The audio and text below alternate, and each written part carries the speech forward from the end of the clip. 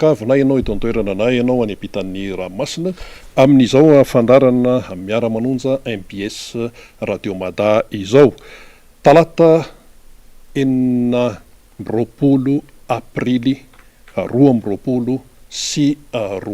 mandeha dia mandeha fotoana ary dia isaorana ihany koa ilay nahary noho ny nanomezany antsika andro vaovao indray amin'izao talata izao. Ny fandeha ny fandarantsika amin'ity indray mitoraka ity dia eo ny fanomezana antsika ny atao hoe vaovao mafana eto amin'ny firenena sy ny fivoarany dia eo ihany koa ny fanomezana ny famakafakana izay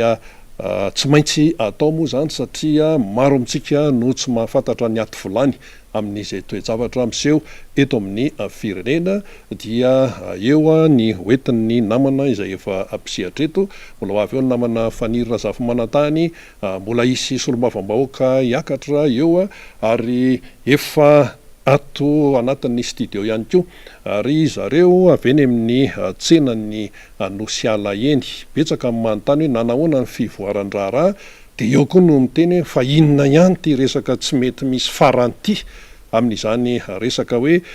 tsena izany ka dia hitantsika moa ny fanazavana izay hoentin'izy ireo efa niakatra teto izy ireo efa mbolana maromaro lasa zay dia tany dia izao zany tonga eto amin'ny Miara Manonja ry zareo iza moa le hoe ry zareo dia ny ao amin'ny fikambanana fima na ny fikambanana ny mpivarotra eny anosiala dia hitantsika eo ny fanazavany mba afantarantsika ahoana ny fivoarany. Eny ary tompolasy tompovavy fa mialohan'ny idirany ireo vahiny avy eny anosiala dia horesahantsika aloha ny nisongadina tao anatin'ny 420 ora. Inona moa zany nisongadina fa dia ny hoe ny filazan'ny mpitondra fanjakana fa dia hoakarina ny karaman'ny mpiasa-panjakana dia eo ihany koa ny amin'ny hoe ny karaman'ny tsy miankina na ny privé dia mbola ifampidiniana dia eo ihany koa ny amin'ny hoe mila miomana zay moa le fomba fiteniny azy hoe mila miomana amin'ny mety ho sondrobidin'ny solika izany dia ity moa zany ny filazana avy eny amin'ny présidence eny manoloana ny afakarany vidim-piainana vokatry ny ady any Ukraine tena napakevitra ny filoham-pirenena Andry Rajoelina ny ampiakatra ny karama mpiasa-panjakana mba ifandanja amin'ny vidim-piainana ny fahefa-vidin'ny isan'ny tokantrano isy ihany koa ny fifampiresahana amin'ny vondrony sehatra tsy miankina mba hijerena miaraka ny vahaolana mba hisitraka izany fiakaran'ny karama izany koa ireo mpiasa amin'ny orinasa tsy miankina amin'ny fanjakana. Izay lay fanambarana izany dia mbola misy ihany koa ny amin'ny hoe misy fiantraikany goavana eo amin'ny firenena maro maneran-tany ny ady misy any Ukraine tsy azo hidivirana ary mila miomana amin'izay mety ho fiakaran'ny viditsolika isika mila mifampitsinjo isika malagasy ary miantso ny rehetra mba tsy isian'ny fanararaotana. Zay zany lay fanambarana avy any amin'ny fiadidinan'ny Repoblika. Voavoaka iny dia maro ny resabe dia tsy teroa fa dia io moa zany mbola hidirantsika amin'ny hoe araky ny tokony resahana ao anatin'ilay izy ity raharaha ity. Raisitsika aloha zany ny amin'ny hoe fampiakarana ny karaman'ny mpiasa-panjakana ary hoe mbola hodiniana miaraka ny resaka karaman'ny privé mba hoe ahafahana miatrika ny sondro-bidim-piainana. Raha le resaka karama amin'ny mpiasa-panjakana aloha dia fitenenana malalaka fotsiny no natao zany ny amin'ny hoe miakatra ny karaman'ny mpiasa-panjakana hiakatra ohatrinona zay aloha ary mpiasa-panjakana dia misy kategoria isa-tsokajiny misy ny ambanimbany misy ny atonontonony misy ny ambony mitovy ve ny fiakaran'izay sa ny aty amin'ny ambanimbany asa hoe mba miakatra arak'izany koa sa hoe ahoana ny fandaminandry zareo eo anivon'ny fitondrana momba an'izay raha izay. Fa le izy mantsy vao nandeha zany le hoe miakatra ny karama ny mpiasam-panjakana dia ireo nanatrika tao amin'ny lapany avy loha tonga de nitehaka be mihitsy, tonga de nitehaka. Dia teo zany aloha de fa hita hoe inona moa zany ny tena dikan'le tehaka, le teny le hoe ampiakarina ny karama ny mpiasam-panjakana no nahatonga an'le tehaka. Eny ndeha ary fa atao hoe izay. Ary nanatrika teo ihany koa dia misy mpikambana tao amin'ny gouvernemanta ary misy parlementaire. Ny tonga avy amin'ny parlementaire eny aloha de efa mabe resaka ihany koa. Ahoana marina moa ty fisarahan'ny fahefana eto amintsika ity zany mbola resaka hafa ny momba an'iny, fa eo amin'le resaka hoe karama ny mpiasa-panjakana. Raha vao miteny aloha zany tsika hoe karama ny mpiasa-panjakana dia fanjakana égale vahoaka. Ary misy moa ny teny hoe tsy tokony atao hoe mpiasa-panjakana fa mpiasam-bahoaka. Zany hoe ny vahoaka zany, ny olom-pirenena, isika menakavy, isika malagasy no ao anatin'ilay izy no mandoa ny karaman'ireo mpiasa ireo. Any anatin'ny teti-bolany dia misy ihany koa ny amin'ny resaka hoe tsika mbola tsy afaka miala amin'ny hoe sehatra iraisam-pirenena raha amin'ny resaka hoe teti-bola isan-karazany. Misy kipitsopitsony be dia be moa zany izy io, ka mbola tsy afaka miala amin'izay isika. Dia raha le fanambarana teo de hoe araky ny fanapahan-kevitra no raisin'ny filoham-pirenena.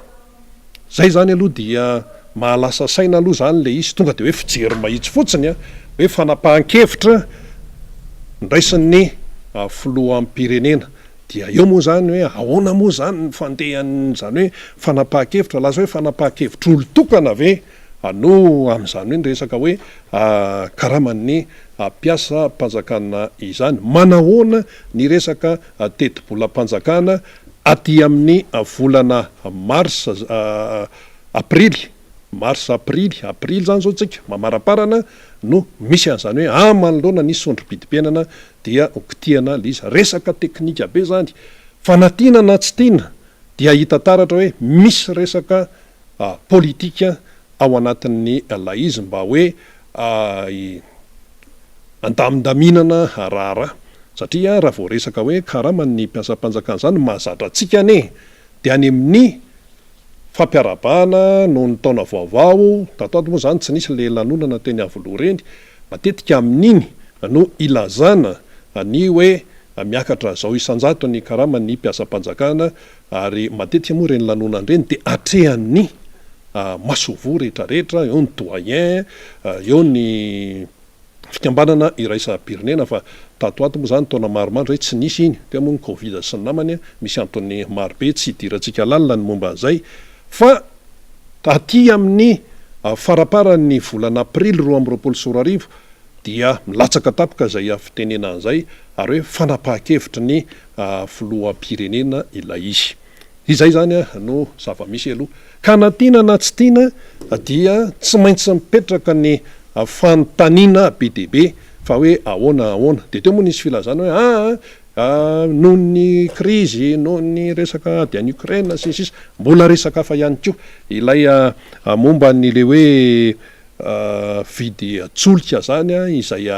aloha tonga de tsorina mihitsy fa raha io vidy tsolika any ivelany io dia tsy afaka hoe olon'olona ny mpanafatra solika, satria isika manafatra solika any ivelany. Mbola ho avy eo ny namana anao ny fanadiadiana maro samihafa momba zay. Fa ato amin'le hoe karaman'ny mpiasa-panjakana dia zay aloha no fanamariana kapibeny hitan'ny maro. De ohatrinona nahoana anao ty amin'ny faraparan'ny volana aprily vao misy an'izany, ahoana ny kategoria isan-karaza mitovy ny fiakarana sa tsy mitovy sy ny sisa dia zay no fandehaniny. Ny ato amin'ny sehatra tsy miankina de hoe mbola ifampidiniana, zay mantsy le izy, mbola ifampidiniana. Ka na mpiasa amin'ny sehatra tsy miankina ane na mpiasa-panjakana de samy olombelona, zany hoe tokony hitovy ny fotoana isitrahana an'ilay fiakarana zay no raisitsika. Fa ny mpiasa-panjakana zany tonga de hoe io izy io, satria ny mpitondra fanjakana no miteny azy, iny zany tonga de ataontsika hoe aki fa mipetraka iny fa ny ato amin'le privé mbola ifampidiniana ary ny privé ihany koa dia manana ny fiainany isaky n'izay sehatra hiasany maro ane no tsy maintsy nandroka-piasa noho ireny hoe confinement sisiasisa ireny niidy be deabe ny problema teto maro ane no tsy maintsy nandefa chômage teknika tamin'ny sehatra privé satria maninona ny masokarena zay vola tsy maintsy lanina mitombo fa ny vola miditra miena ahoana zany ao anatin'izay no ahafahan'ilay privé mikitika ny karaman'ny piasa ao aminy de zay zany le atao hoe mieskivy ny tenin'ivo mpitondra hoe mbola ifampidiniana l izy tena teknika be io tena teknika be mihitsy ary hoan'ny mpitantana orinasa na madinika na salatsalany na orinasa lehibe dia mahafantatra tsara an'izany ny sadra zao raha raisitsika hoe orinasa anankiray na madinika na salatsalany io na lehibe io na lehibebe io na inona be deabe ny sarra ary ny karaman'ny piasa am'ireny secteur privé reny no tena anisan'ny sarra betsaka indrindra fa akoatran'ny karama fa nga ny karama ihany misy ny carburant mampiasa fiara misy ny jiro sy ny rano ny énergie na énergie iny io na énergie iny io aloha fa raha raisika hoe jiro sy rano mbola sarra zany ho amin'ny secteur privé misy ny resaka maintenance amy resaka fampitaovana mbola sarra ihany ko zany hoe be deabe zany lay vesatra zay tsy maintsy atrehana isambolana ho an'ireny secteur privé reny ny sehatra tsy miankina de rehefa reny tsy maintsy atrehana dia nefa mbola nisy lay crise zay mipotra ary lasa voatery ny mpitantana orinasa nandroka-piasa fomba fitemantsy hoe mampiena piasa fa tonga de nandroka-piasa zay no mazava tsy maintsy ndroana amin'ny piasa satria tsy araka itsony ilay atao hoe sarza isan-karazany zany ny vidin-jiro enjana sy ny kipitsopitso isan-karazany de eto ary fitinitsika kely fotsiny lay izy sepitra zany secteur privé satria ny ray apahatelon'ireo piasa izay hoe very asa statistika tsotsotra zany taoriana ny fiboana no ny verina nahita asa mety hoe ny verina tao amin'le asany taloha izy na ihany koa hoe nanao asa fa ndroam-pahatelony mbola mirenireny zay mbola mirenireny zany no zava-mihitsy zay no namoaka an'izany fa reo lay mpandraraha misehatra tsy miankina no namoaka an'izany zany hoe ilay crise zany dia mbola mila taona maromaro ny fanarenana azy ao anatina orinasa anankiray na ao anatina société anankiray fa tsy hoe amam-bolana le izy ary efa menimenina daholo anie ny sehatra tsy miankina na ny any amin'ny fizahantany na ny resaka orinasa madinika salatsara raha zay asa misy azy any menimenina daholo satria tsy ao anatin'ny fotoana fohy tompoko no ahafahana manarina ny fahavoazana amam-bolana maro vokatry ny resaka covid vokatry ny sondrom-bidim-piainana sy ny sisa misondritra ery ato nefa zany am'izao fotoana zao tonga dia nanapa-kevitra tonga de avanao asiny taona de nanapa-kevitra hoe miakatra ny karama mpiasa-panjakana ny privé mbola anégocier mbola ifampidiniana sy ifampiresahana ilay hoe resaka karama izany dia izay no zavatra misy hitatsika am'izany fa tena manahirana tokoa ka iny moa zany de samy tompona ndraikitra ny fanapaha-kevitra raisiny indrindra ny eo anivon'ny mpitondra fanjakana fanamariana anankiray fotsiny atsapatsika azy aty amin'ny sehatra tsy miankina ny tenentsika teo hoe be deabe ny sarra raha miresaka hoe orinasa na société am'resaka tsy miankina ny fanjakana zany betsaka ny sarra tsy maintsy atrehana isambolana de hoe ny karama tokony hoe akarina mbola ifampidiniana io amin'ny sehatra tsy miankina eny ary fa ny lasantsy ny carburant ny gazoil sy ny essence dia mila hoe miomana ony fa hoe tsy azo idivirana zany fa dia hoe hiakatra io de ahoana zany ny karamato zany hoe mila miakatra de le ato nefany miakatra ihany ko hiakatra fiteny azy teo hoe mety zay fiteny azy any moa zany fa raha hoe nisehatra iraisam-pirenena zany a de fa tena hiakatra ilay izy nefa teo zany ny communication nataony mpitondra de hoe amlamintsaina tsara tsika fa mbola ampy tsara mihitsy ny stock izy sy ny siasinsika ezany izy hoe ny stock tsy maintsy ho lany na tiana na sy tiany de tsy maintsy hanafatra vaovao ny kompania vahiny daholy dia ivadiantsika amin'ilay ataontsika hoe mbola savaranonandro zany amin'ny fandarantsika tato amin'le hoe resaka solika dia eo le hoe communication zany eo anivon'ny fitondrana ohatrany miolakolaka fa rehefa tena ionekajy kajy mahitsy hoe tsy maintsy tsy azo hidivirana ny iakaran'ny viditsolika nefa le viditsolika amin'izao fotoana zao iainany vahoaka io efa tena enjany io raha raisitsika amin'ny fresiny sisa ary io zany raha vao kitika ninina vao hoe misy fiakarany dia misy fiatraikany any amin'ny fitaterana tonga de fiainany gasy iray manontolo no hiatrekany io zany aloha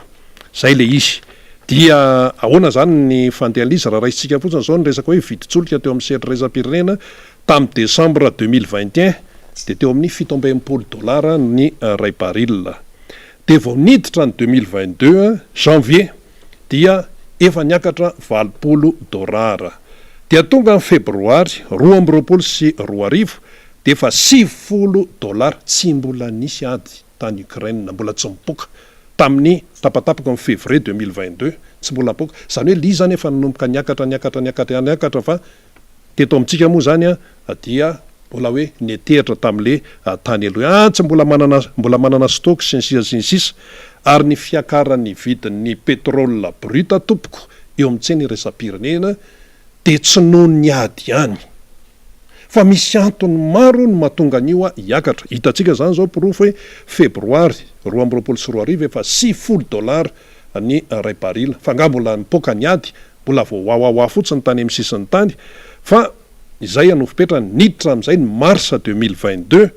dia $100 ary efa tafakatra tany amin'ny $30 ny ray baril ary hatramin'izao 20 aprily zao datin'ny anio zany dia mbola ambony ny $1 ny ray baril eo amin'ny $300 ny vidiny anio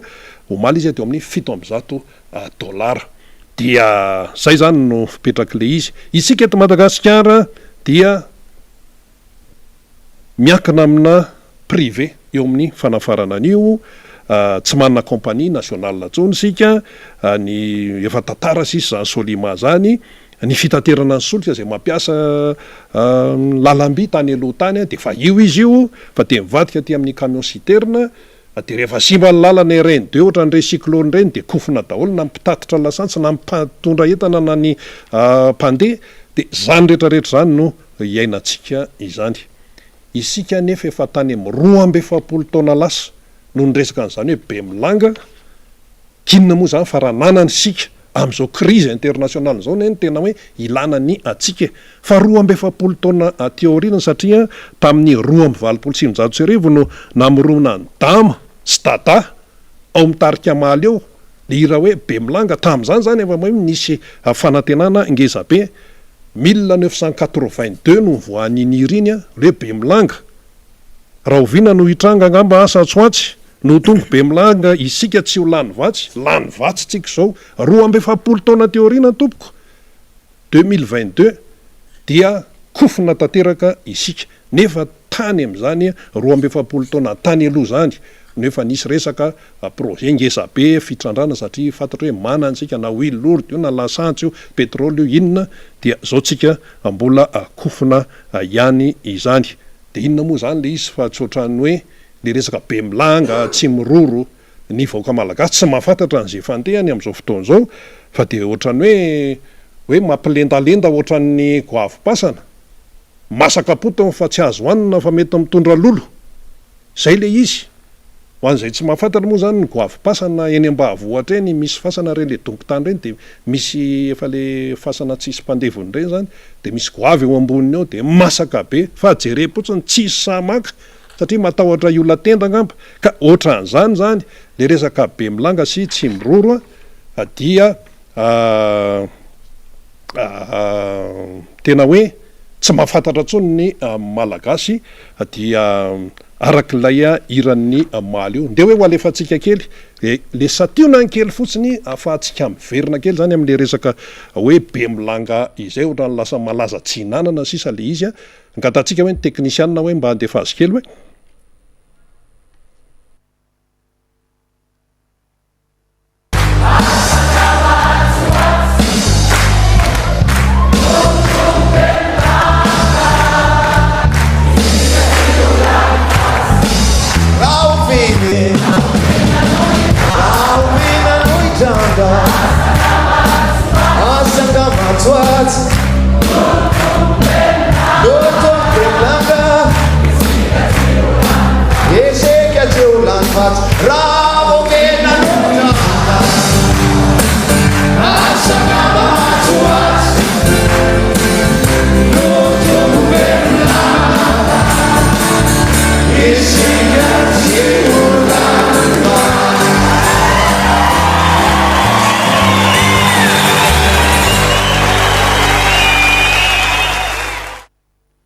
zay le sationan'ny hira be milanga no foroniny damasy dada tany amin'ny 2:20 le extrait kely teo a fampisehoana tao amin'ny Olympia izy iny tany amin'ny 7:20 mbola complet tsara ny maly eo a tamin'izany a fotoan'izany tany amin'ny 2:20 ry maly eo nefa nahita tsy hoe mpaminany akory fa tena hoe efa tsapa hoe ty misy be milanga ty tsy miroro ohatran'izao itony raha tena zavatra mafinaritra ho avy tsara ho an'ny taranaka malagasy 2022 inona ny eo mbola etotsika mihodikodyna eto mbola hiaran'ilay sondrom-pidim-piainana izany ka dia iny zany no etsika hoe mamitina n'ilay resaka teo mbola ho avy eo moa ny namana hitondra fanazavana maro samihafa fa dia tadidresaka ihany ny natao teo izany aloha tonga de ho raisitsika avy hatrany ny zareo avy any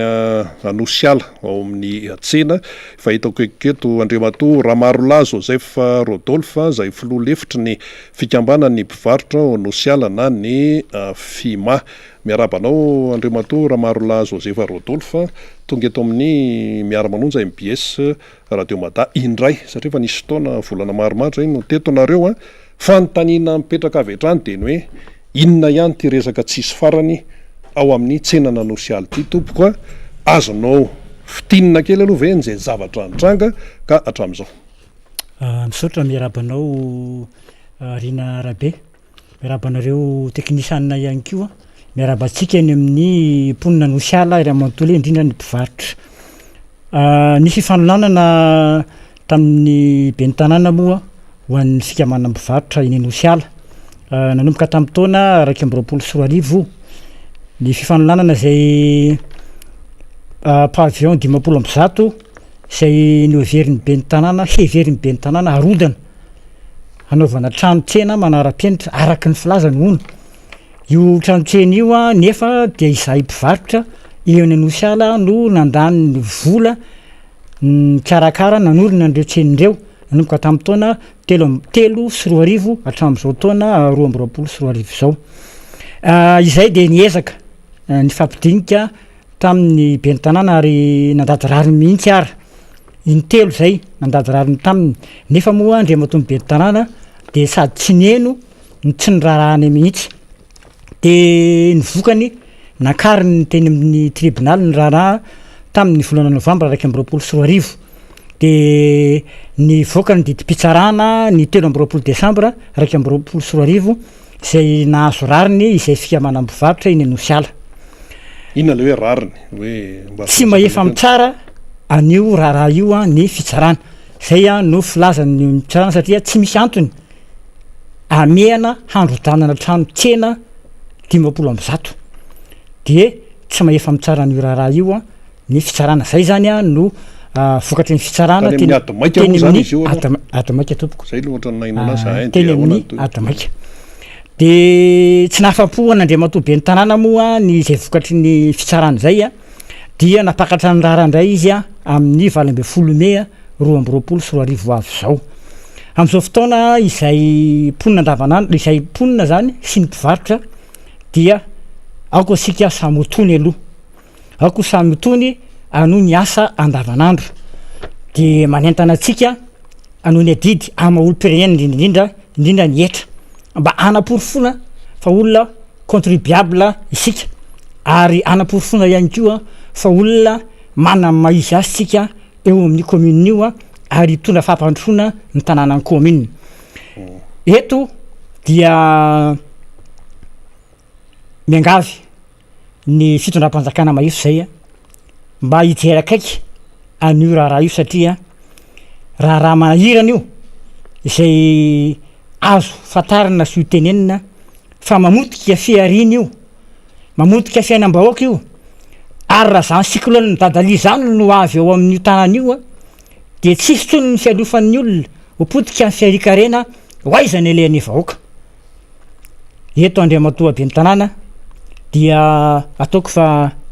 tsy diso anao raha miverin-dalana satria aleo alain'andrina tozay alam-bahoaka izy ity moa zany efa teny amin'ny fitsarana teny dia mbola mitoy amin'ny resaka raha-pitsarana ihany ve zany zao le sa hoe ahoana ny fandehan'rezan'ny dossier raha hoe iny zany ny valiny tany amin'ny ady maika izy teo dia ahoana ny toyany raha ny resaka raha-pitsarana mitoy ihany le satria le dossier teo ihany zany no nafindra tany amin'ny affaire civile de zany hoe nitoyan'io raha ihany zany nofindra makany amin'ny affaire civile zay no fandehan'io raha io tompoko manahoana tsara le atao hoe fiarovatena anareo sy lay atao hoe fitondrana pirofo isan-karaza zany hoentinareo milaza ny hoe fanohanana ny hevinareo ao anatin'ilay izy mafonja tsara avesa ahoana ny fandehany ary manahoana ny atao hoe firaisakinany le ao amin'le zay voakasika io resaka tsena io manahoana zay mirahina ny mpivarotra sy ny mponina manodidina io tsena io satria efa raiky amby roapolo taona zay nefa niaina tamin'io tsena sy nanamainty milany toerana iny mpivarotra ary mikasika ny antola taratasy dia voniny ny antola taratasy satria pirofo entinareo zany entinareo manampitosika ny fotikevitra hijeronareo anatin'ilay izy manana ny fahazahon-dalana ara-dalàna zay efa nomen'ny mpitona tamin'izany fotoana zany anomboka tamin'ny 3 zay mifandimby atao ny be ny tanàna tamin'izany fotoana zany atao ny BDS atao ihany koa ny be ny tanàna zay taloha ny be ny tanàna fotoana zio misy taratasy fahazahon-dalana ao misy taratasy fandoava-ketra ao misy taratasy zay fanamarinana fanamatisamolaly mahilazana aminay fa olona ara-dalàna zay ary mafonja dia mafonja ny antora taratasy hoentinay miaro tena tompoko taminareo le teto tamin'ny volana maromaro lasa zay raha fanazavanareo dia niteninareo ny amin'ny hoe misy projet présidentiel nga izany zay le fanazavana entinareo teo dia zay no hoe antony tsy maintsy andro-danina sinsisa ahoana ny fipetraka iny hatreto aloha mazavozavo aminay ny fipetrana satria ny hoe misy ampiasana azy zany io io le toerana io dia hoe tsy maintsy arody sinsisa ny tany-panjakana tompoko raha iny amin'ny commune nosiala dia tsy io ihany satria misy tany mpanjakana ao ambonin'ny toerana io zay marché communal efa tamin'izany andro zany dia olombitsy no fean'io tany io amin'izao fotoana zao aminy zany no tokony anaovana ny marché communal fa tsy io toerana io mifanampin'izay hoe tsena manara-penitra moa le nitenenina tamin'ireny hoe atao sa hoe tsena manara-penitra no tenenina nefa raha faritena zoviana le tsena manara-penitra rehefa nanaraka zay amin'ny ambaratonga maifo zay manomboka ny amin'ny ny any amin'ny solombavahoaka ny ambaratonga mpahefanisakarazany dia manjavozavo satria efa nahazo EPP manara-penitra no siala efa manana ny efa misy ny bureau manara-penitra no siala no zany tsy voapirofo ny lazana fa isy tsena manara-penitra no siala no zany toananay ny hevitray fa manjavozavo aminay ny tsena manara-penitra zay ataon'ny be ny tanàna tompoko hoe tsena manara-penitra izy koa zany mety hoe tsy projet présidentiel tsy tsena manara-penitra tsy mazava tsara aminareo zany le fandehany hoe inona marina le teny akoatra zay misy zavatra tokony amafisinao ve mialohan'ny andrasika ny folohanareo satria dia manamafy ahako ho atsika mponina sy mpivarotra no siala aoka tsika samy ho mailo ary oko tsika irahina fa ny fototsavotsasa zay efa nandanetsika vola dia tohana tsika hatramin'ny farany satria izay miasa mendrika isitraka le tsena moa zany mpivarotra ihany no manao ny fanatsarana mandoko sy ny sisa tsy misy hoe vola vanekaf ny fanatsarana n'le tsena hatram'izay a teninao raiky am'roapolo taona zay efa hatram'izay a de zay mpivarotra ihany a no miezaka manatsara le tsenao zay fanatsarana tsy piako fa manara-penitra ny fanatsarana atao satria misy norma zay omeny avy eo anivon'ny commune tam'izany fotoana zany a no apetraka io amin'ny tsena io na ny refin'ny trano ny avon'ny trano ny loko rehetrarehetra ny formalité zany a de manaraka ny norma amin'ny matsena azy tompoko afaiza-taolo moa nareo le mpivarotra Avy eo misy amin'ny- mercenaire indray mantsy mety misy mieritreritra zany fokotany valambe folo ny fokotany nanosiala ny fokotany valambe folo zany no mandrafitra ny commune nanosiala de ponina avy am'ireo fokotany valambe folo reo a no mandrafitra ny mpivarotra amin'ny tsena ito karazana fivarotana inona avy moa ny ao zany a hoe ny fiveloma amponina sy le fiarina ataonareo zany inona avy ny fiarina ataonao zany a misy andrahaka amin'ny lafiny maro ao zany a ny seam-piarina mikasika ny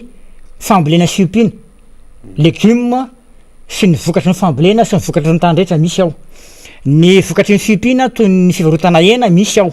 ny fivarotana ny hanimasaka misy ao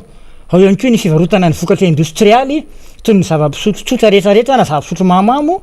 épicerie zany a misy amin'ny tsena io ao ihany koa ny produits locaux zany a zay vokatra ny tany misy amin'ny zany hoe ny filan'ny mponina ny filan'ny mpanjifa zany a amin'ny seam-piarina manodidina an'io commune io a de hita amin'ny tsena avokoa tompoko fa indrindra moa ny mpiasan'ny orinasa vakaba zay amicliny akakeo a de misitraka tanteraka ny tsena io tompoko eny ary amarananao ny anjaranao atreto aloha zany mbola manjavozavo no avinareo aloha zany atreto am'ty raha ty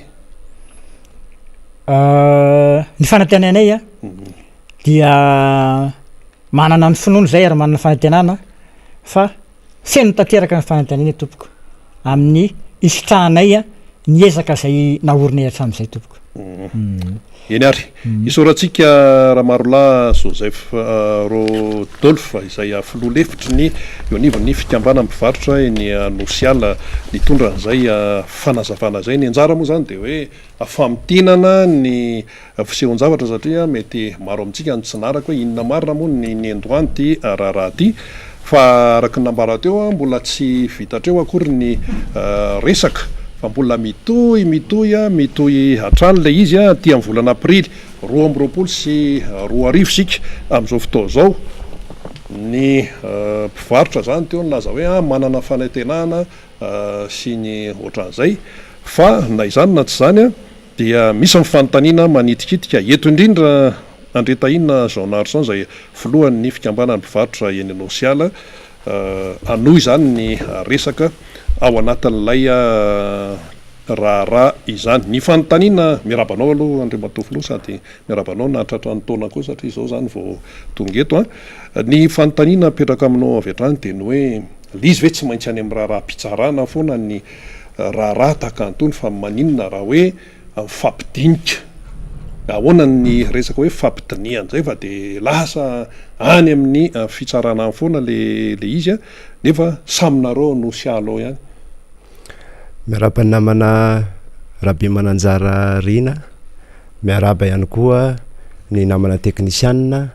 sy ny mpiaramiasa rehetra eto amin'ny MPS na ny radio Mata ihany koa zay mandefa ny zao fandarana Miara Manonja zao miaraba ny mpiaino sy ny mpanaraka ny fandarana eto toerana sy ny any ivelany mamela ihany koa namana rina rahabe mananjara raha iaraba manokana ny vahoaka eny Anosiala indrindra ny mpivarotra izay manana olana amin'izao fotoana zao mankahery atsika rehetra tompoko ary mirary ny soa sy ny tsara ifanditiavantsika mianakavy eny amin'ny toeran'iny ary mba mangataka ihany koa ny tena koa anazava hoe Anosiala dia commune iray eny amin'ny district n'Ambohidratrimo mandrafitra ny 420 commune ary raha miala eo amin'ny PK0 izy zany hoe ny ivona Antananarivo renivohitra dia 20 kilometatra ny ivony Anosiala zany hoe ny Anjanamasina zany misy ponina eo amin'ny 39 816 eo ary fokotany 20 mandravitra azy mazava ho azy ny akapiazan'ny mponina dia tantsahany maro anisy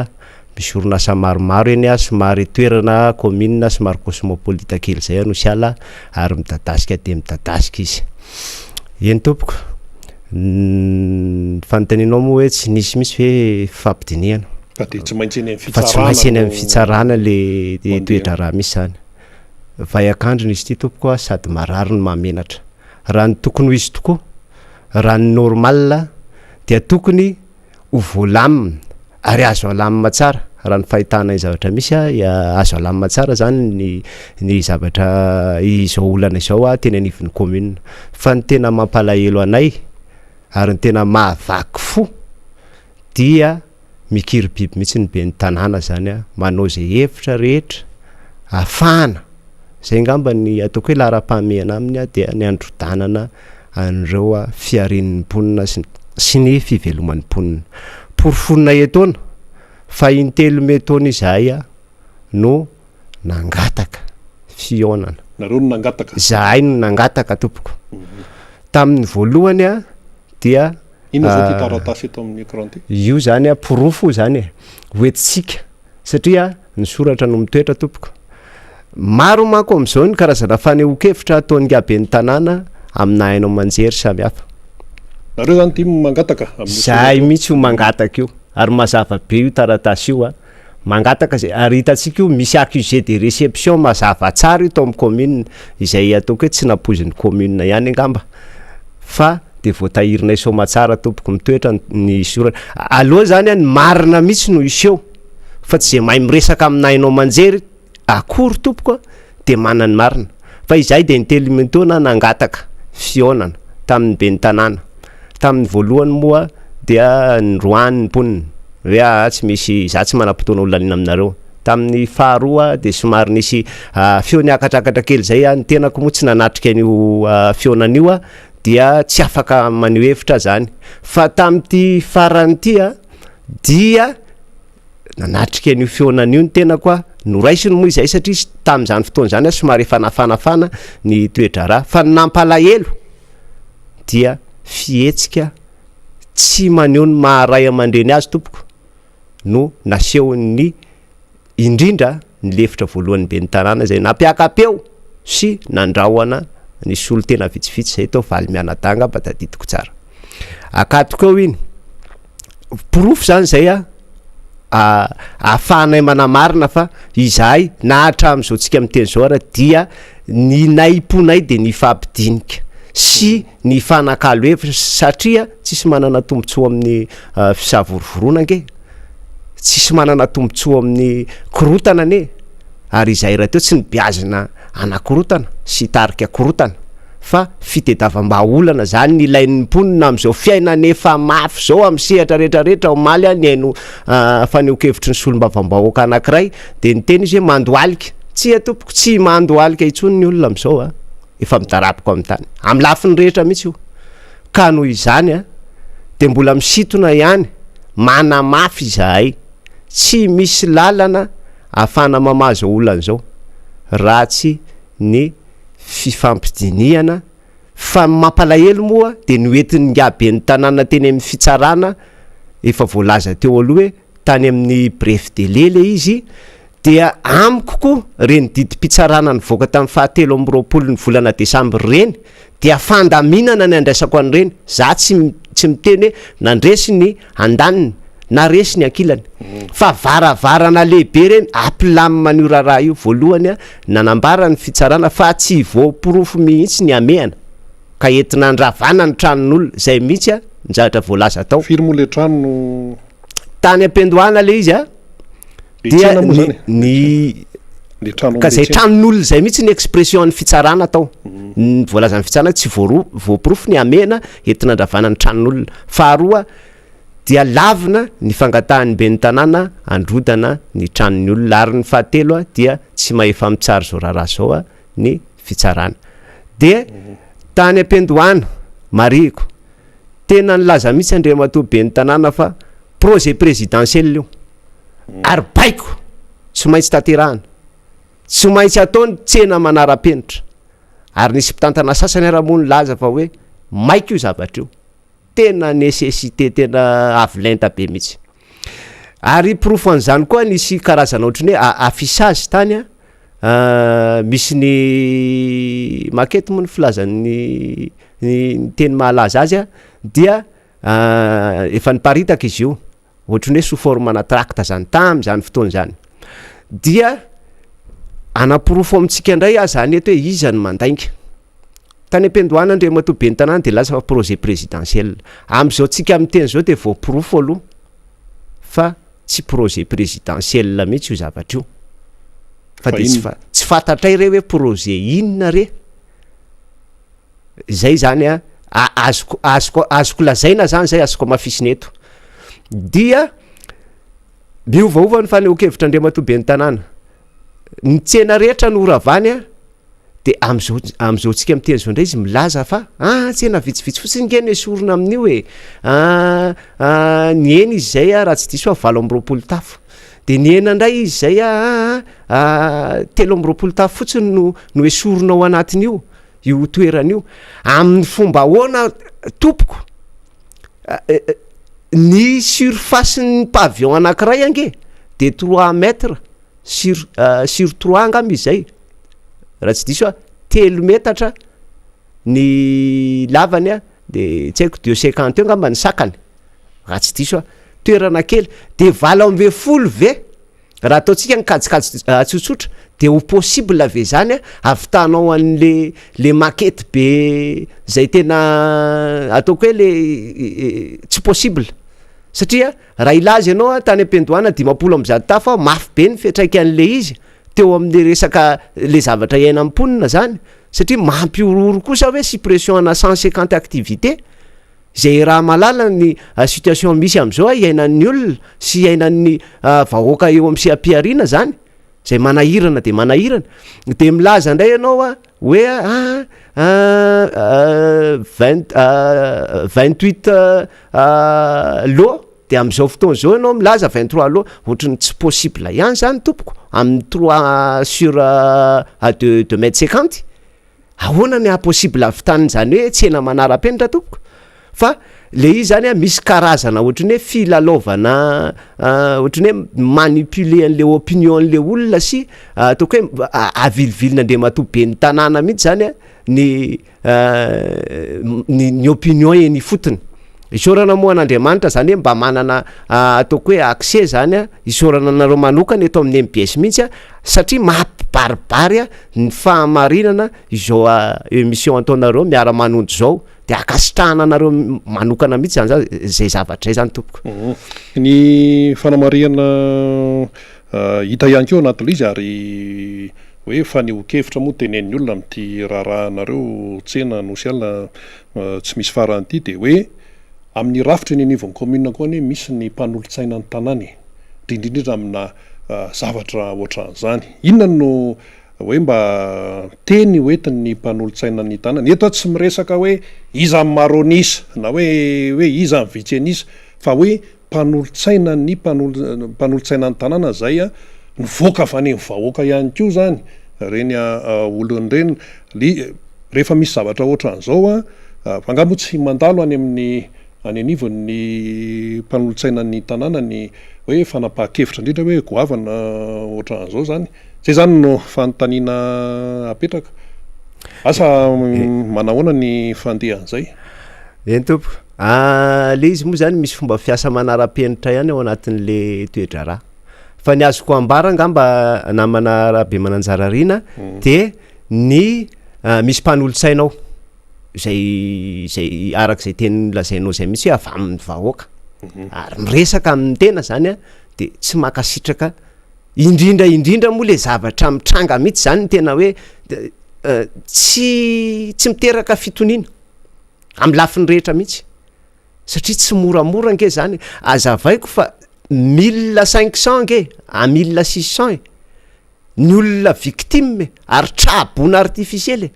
am'izao zavatra mitranga zao hoe raha sanatry ka tanteraka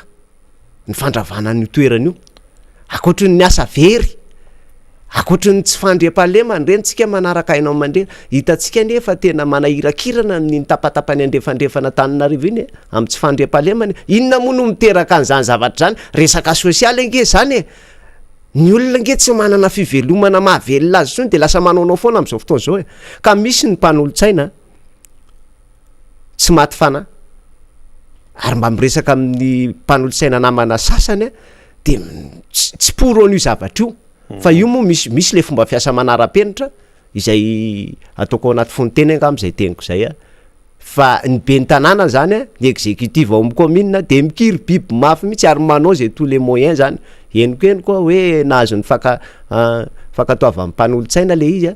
fa za moa mbola tsy nahita le fanapahana aloha hoe eto ambany masoko hoe nahazo an'izay marina ve le ananganan'io an'io fa ny akabeazan'ny mpanolotsaina na ny mpanolotsaina miara-miasa aminy ara de fa nisy fotoana ny resaka tamin'ny tena de ny teny zay tsy miditra amin'io eny ary ka amin'ity rarahanareo ty ihany le izy aloha zany tonga de hita be de hoe misy nareo le mpitarika zany tsy hiteny hoe mpitaritaka hoe mpitarika satria nareo misy fikambanana de hoe feoeno any zany feoeno any hoe nareo le mpitariko reo vitsy anisa nareo le mpitariko reo tsy manao zay ilamina ny raharaha fa hoe manakorotana sinsisa vitsy anisa zay moa zany fanontaniana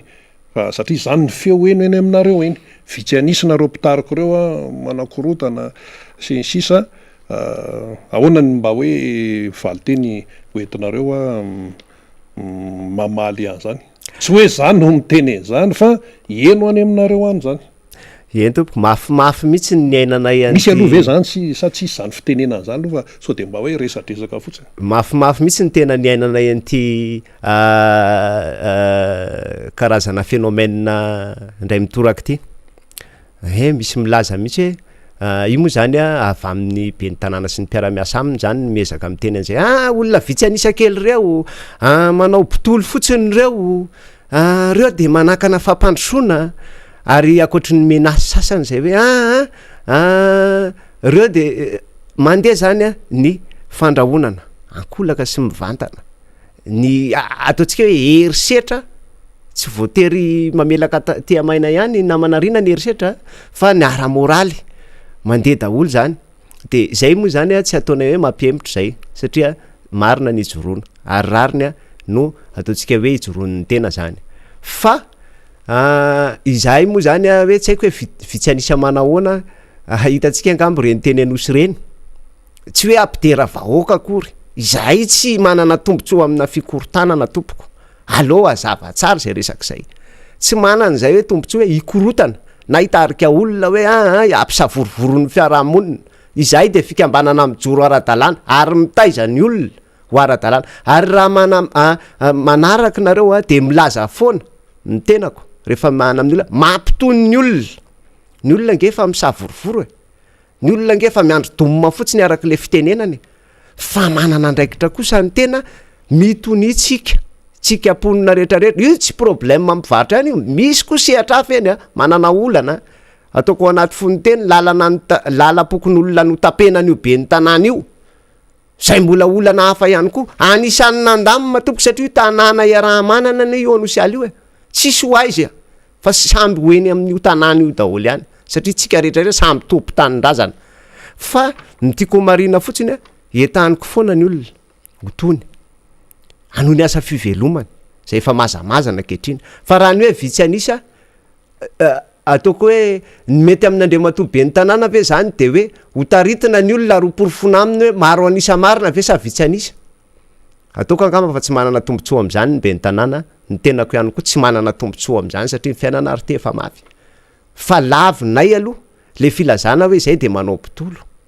lavinay koa hoe vitsy anisy ireo manakorotany reo zay tompoko mbola tsy nibana circulation tsy mbola nandoro pneu tsy mbola ataontsika hoe nitondra ataontsika hoe pancarte nakeny amin'ny bureau commune na de ataoko hoe zoan'ny olona ary zany fa entanina ny olona ho tony ho calme satria ny situation efa sarotra tsy mety le misavorovoro tompoko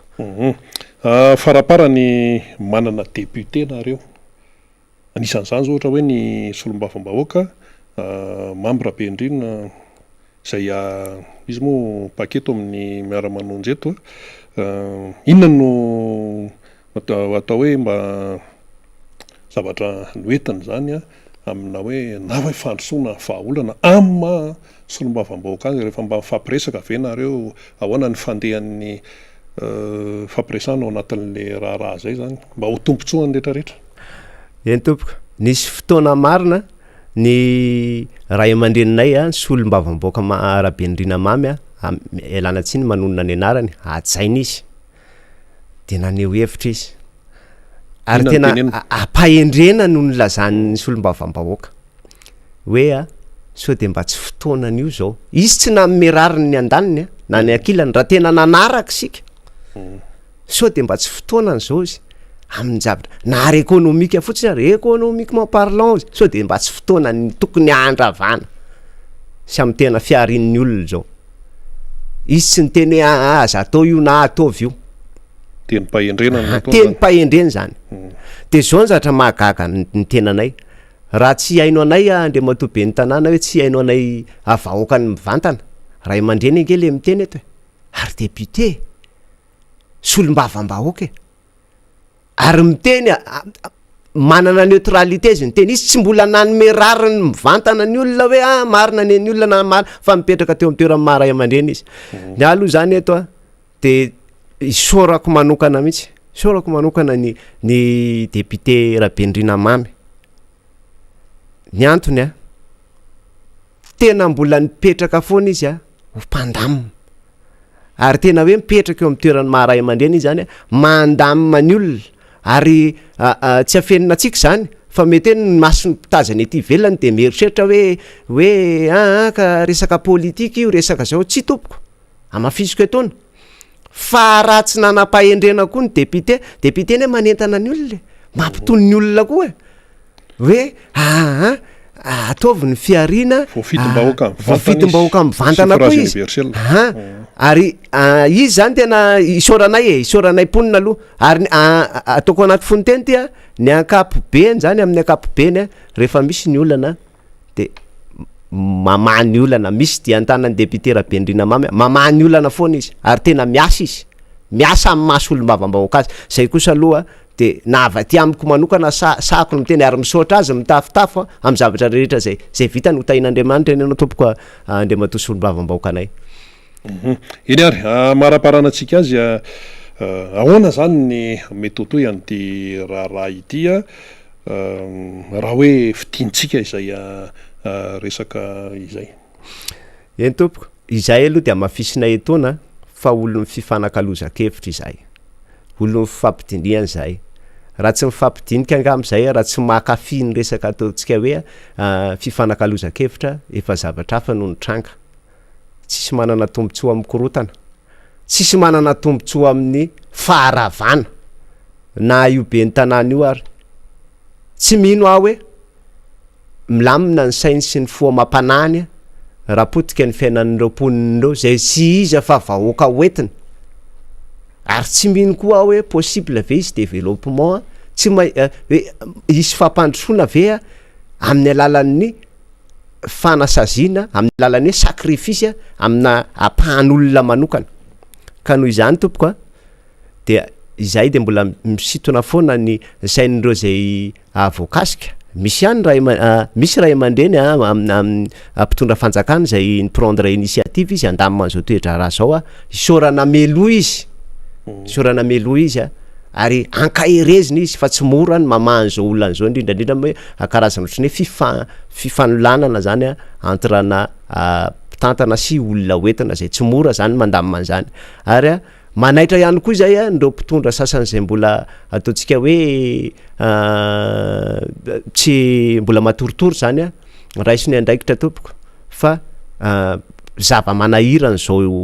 eny anosialy eny zao ary isaorana mitafotafo ny mpiara-miasa rehetra indrindra ny namana zany zay mpiara mitarika ny fima ny vahoaka amin'ny akapobeny moa zany de be debe ny mampaherin'ny tena de misaotra tompoka de misaotra koa amin'ny fitondranareo ambavaka anay fa sarotra sy toedra raty satria tsy mora zany zany ataontsika hoe ady atrehan zany de isaorana mitafitafy tompoko ny eto amin'ny MBS sy ny radio mada tsy ho voavalinay io zavatra mitrango zao fa sitraka eto matory valiana raha mahatsiara de isaorana akairezina tsika eny anosiala rehetrarehetra averiko foana miangavy atsika rehetrarehetra ho tony tsika kory tsy hoe mandeha ny fandranitana dia zay de ataontsika ampitrotra atsika fa tsika olona misaina tsika olona ara-dalàna ary tsika makafia sy makasitraka ary ataontsika manaja ny ara-dalàna toy izy ny fivelomana aloavy ny etra misy etra maromaro ato zao nalohan'ny namana zany tena hoe mahafinaritra zany ny namana satria voabe ara-potokevitra sy amin'ny hoe maha olom-pirenena de miezatsika ahitady moyen zany anoizy atsika ny asa fivelomantsika ary farany de farany de mirary soa atsika rehetrarehetra mirary soa ny mponina anosiala sy ny eny ambodratrimo eny ary mirary soa an'ny vahoaka malagasy rehetra tsy akanavaka mafimafy ny fiainana am'izao fa mahereza daholo tsika samy io tain'Andriamanitra topoka. Ndrasa alohan'ny tena elanao zany atao amin'ny plateau ny MBS radio mada masaka anontany ianao hoe mbola mitohy hatrany ve zany ny asa-piariana aloha zany eo amin'ny tsenana anosiala io am'izao fotoana zao zany hoe mbola mivarotra ve zany mpivarotra mbola mandeha ohatran'ny isan'andro ihany ny activité eo am'izao tsika miteny zao ary ty raha mafana anareo ty am'izao tsika miteny zao de mitohy araky ny tokony ho izy tahaka ny fiainana andavanandro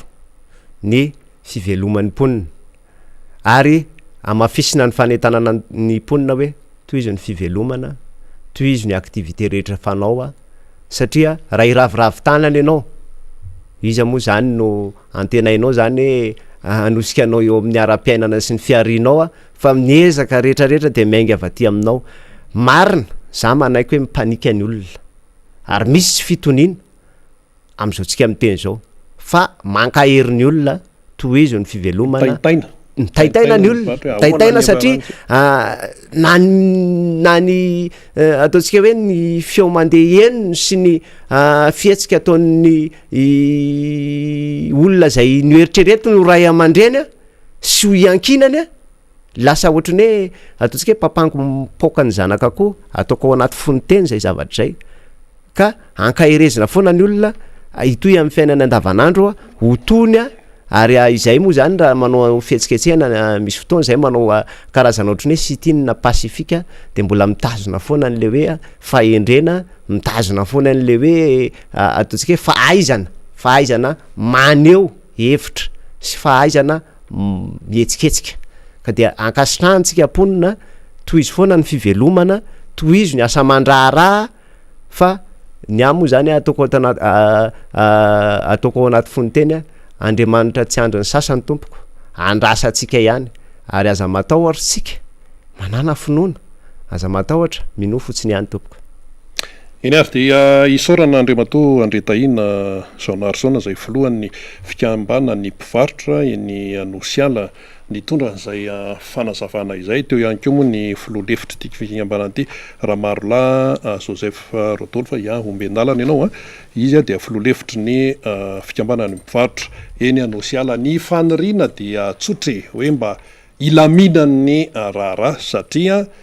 tsy misy maso tombontsoa ao anatin'ny resaka korotana sy savorovoro ny fiainana ary ty efa manahirana ny vidim-piainany ty efa tsy hitazy anaovana azy ny sehatra isan-karazany sepotra daholo eto amin'ny firenena am'izao fotoana zao dia everina fa mba ilamina izay raharaha eny amin'ny tsenany Anosiala izay mito ihany ny fandarantsika Miara Manonja MBS radio Madar dia mbola ho avy eo moa zany ny namana hafa zay hitondra ihany koa famelabelarana isatsoko azy ny arak'izay fa nomaniny eo fa mandra-pahatonga ny izy ireo dia tiana ihany zany no manisy fanazavana misimisy kokoa amin'ity resaka le hoe toe-karena ity satria efa nytenentsika teny ambolohany teo ihany ny amin'ny hoe voakarina ny karamany mpiasam-panjakana araka ny fanapaha-kevitry ny voalohan'ny republika de mipetraka amin'ny fantenina voakarina ohatriny na ahoana ny isaky ny kategoria sinsis mpiasam-panjakana zany mantsy hoe tonga de atao safy be mantsina fotsiny fa misy karazany ilay izy dia zay fantanina mipetraka izay ny atao hoe fanjakana araka nambarantsika dia vahoaka raha ny taremarika nefa navoakany eo anivon'ny sehatra iraisam-pirenena dia mbola voasikajo miaina ny ambanin'ny $1 ny 700 ny malagasy dia mantra am'izao fotoana izao miaina ao anatin'ny fahantrana ny fanjakana egal vahoaka zay le izy mpiasam-panjakana mitovy amin'ny mpiasam-bahoaka dia ilay vovokaina zany ilay vovokaina ataonivon'ilay vahoakato no mandoa ny karaman'ny mpiasam-panjakana na ny mpiasam-bahoaka dia misy moa zany le hoe mba fiatrehana ny hoe vidim-piainana efa tena enjana be dia asiana ny fisondrotan'ny karaman'ny mpiasam-panjakana zay zany ilay izy dia raha hoe ny vidim-piainana zany ny tena sujet hoe hoatrehana dia fiakarana karama tahaka ny ahoana no tena ahafahana miatrika an'ilay vidim-piainana na ito raha le fitenenana hoe fanalefahana sy ny sisa fa le vidim-piainana io izy io hatreto aloha mbola tsy de hoe mahita hoe vidim-piainana midina fa miakatra ihany ka ilay karama miakatra ve tena mahasahana an'ilay fiakaran'ny vidim-piainana mahenon'io zao mahenon'io zay le fitenenana zay fotsiny tsika malagasiko io moa aingana de aingana ihany ko raha hoe tena andray zavatra sy hoe manao kajy aingana sy rapida mahenon'io zao ny any amin'ny sehatra isan-karazany ihany zay tsy ao anatin'ny atao hoe tontolon'ny asa-panjakana fa le miary ohatra hoe mpivarotra manao ny asa isan-karazany amin'ny fivelomantena ka miditra amin'ny resaky ny hoe miaina miseaperina amin'ny resaka mpivarotra fivarotana dia efa iny ko izy manao kajy raha miakatra ohatran'izao de atao ohatran'izao koa ny ato atao ohatran'izao koa ny ato satria hoe mpiasam-panjakana zany miakatra ny karamany de ahoana zany ny atsika ty amin'ny le mamelo tena zay mihitsy le izy mamelo tena afa le resaka le hoe orinasa na société tsy miankina reny mazavy reny fa misy ko ny aty amin'ny secteur informel zay be dehibe eto amin'ny firenena tompoko secteur informel zany tsy hoe mampiditra vola mivantana amin'ny fanjakana zany any amin'ny kitapo-mbola mpanjakana zany izy hoe informel mbola io zany zao mbola zavatra hafa ihany ko ny hoe ezaka ho fampidirana ny informel ho lasa formel ny formel mantsy iny efa mazavy iny amin'ny resaka fandoavana ny zay tokony aloha rehetrarehetra mazavy iny fa ny informel to be dehibe izany antsona hoe informel zany ary rehefa tsy mahita asa ataony olona de any mivarotra mpivarotra moron-dalana io hitantsika rehetrarehetra io informel ny reny ahoana ny fomba ampidirana ny reny ho lasa formel ka tena hoe ara-dalàna tsany ary ny fitombon'ny isampivarotra eny amin'ny sisany rehetrarehetra eny de taratry ny fahantrana taratry ny faharerahany toe-karena satria tsy maintsy miaina le olona tsy maintsy mihinan-kanina izy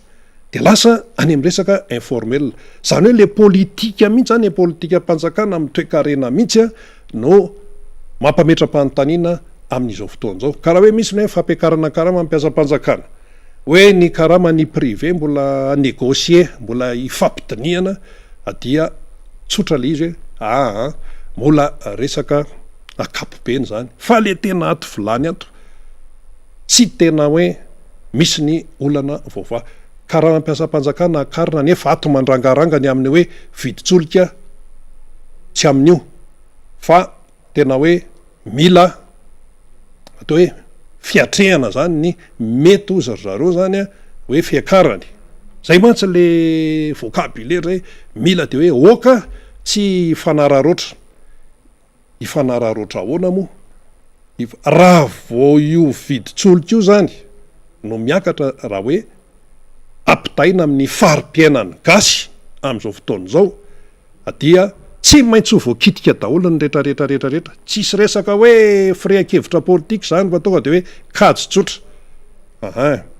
tsy de hoe mila hoe fahaizana toe-karena diplôma be zany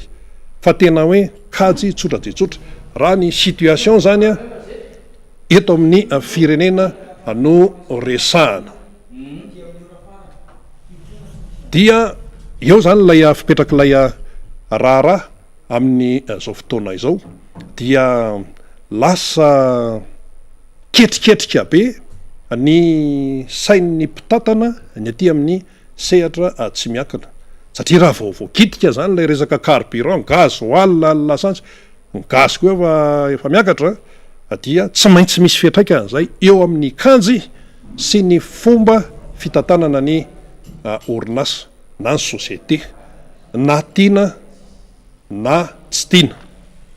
zay zany no fiperaka io tonga de resaka kajy tsotra io fa rehefa hoe mitantana société zany tsika mahay betsaka ny gestionnaire betsaka ny comptable chiffre daholo miasa tsisy zany resaka hoe mandeha anjamba zany ianao raha hitantana société raha hitantana orinasana madinika io na salatsalany fa taremarika daholo no miasa ary nisy maromaro mpitantana orinasa tamin'ny sehatra tsy miankina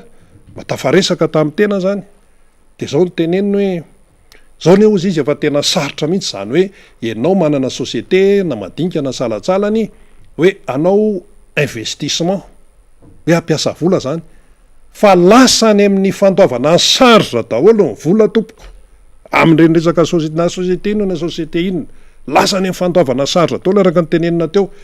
resaka carburant satria misy fiara mandeha ao any jiro sy rano tsy maintsy aloha ny karama mampiasa ny tena anisan'ny hoe mibotsina be eo anivon'ny sarja zay iainan'ny mpitantana ny orinasa reny fa sao de averintsika hoe mandeha fotsiny am'izao izy io tsy izamy mihitsy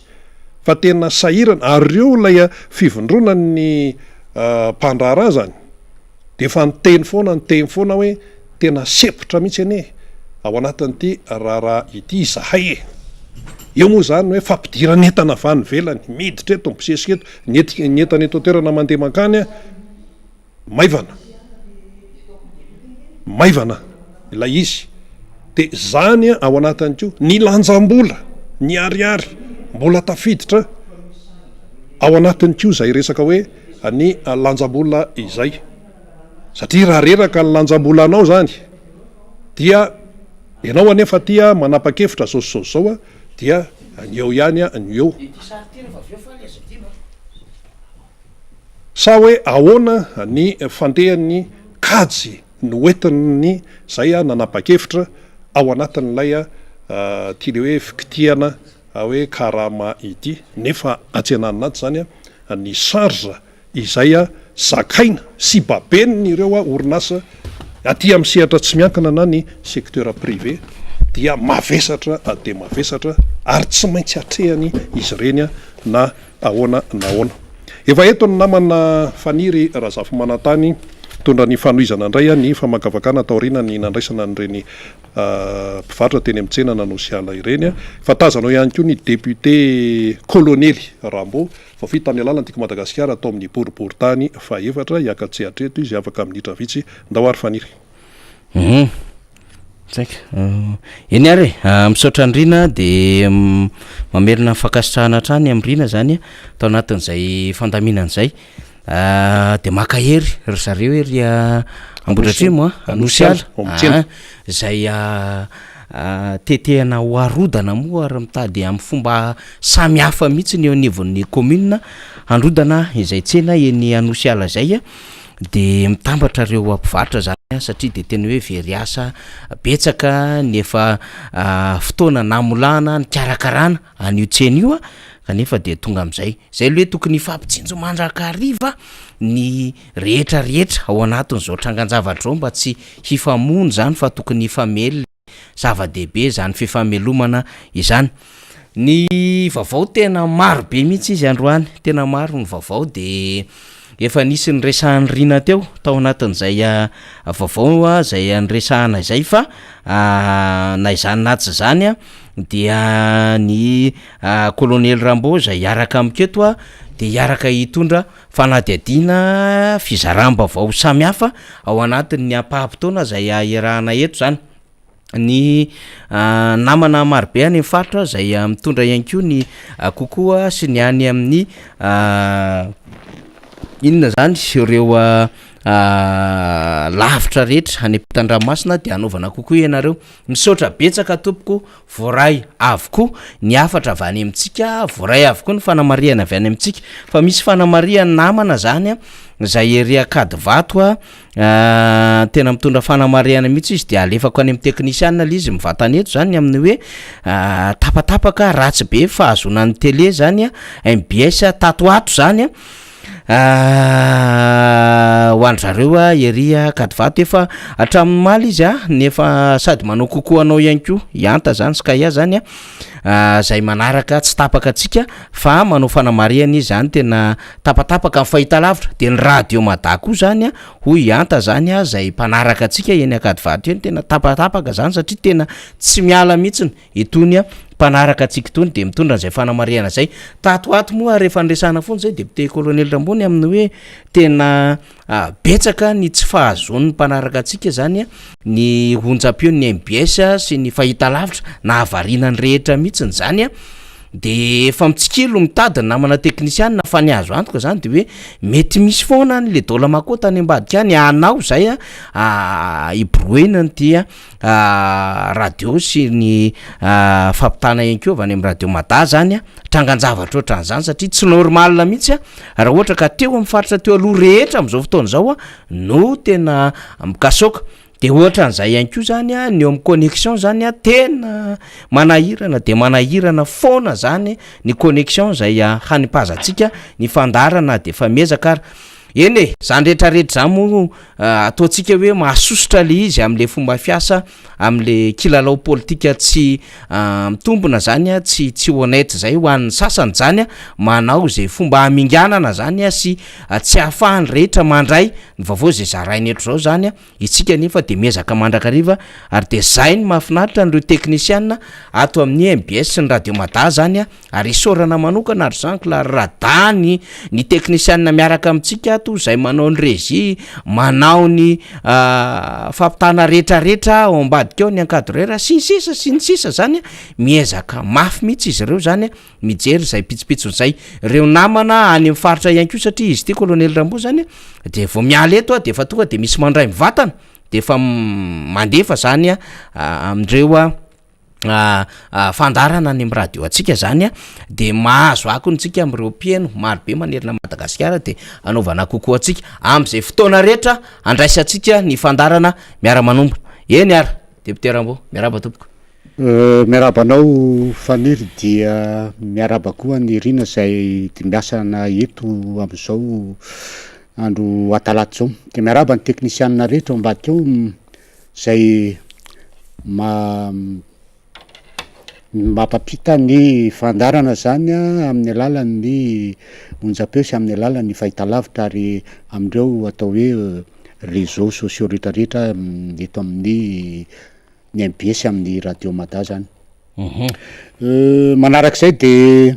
tsy tsahatra ny misaotra an'Andriamanitra tsika satria mbola notahiny ka tafahoneto-ndray amin'ity andro talata faha 4 ny volana avril taona 2024 sy 2025 ity fitiavana lehibe zany ka ataoko fa valina fitiavana koa zany de mifisaorana azy ary mbola fangatahana hatrany mba hitahatsika ny amin'ny mandritra ny fandarana sy amin'ny andro hitaitra mbola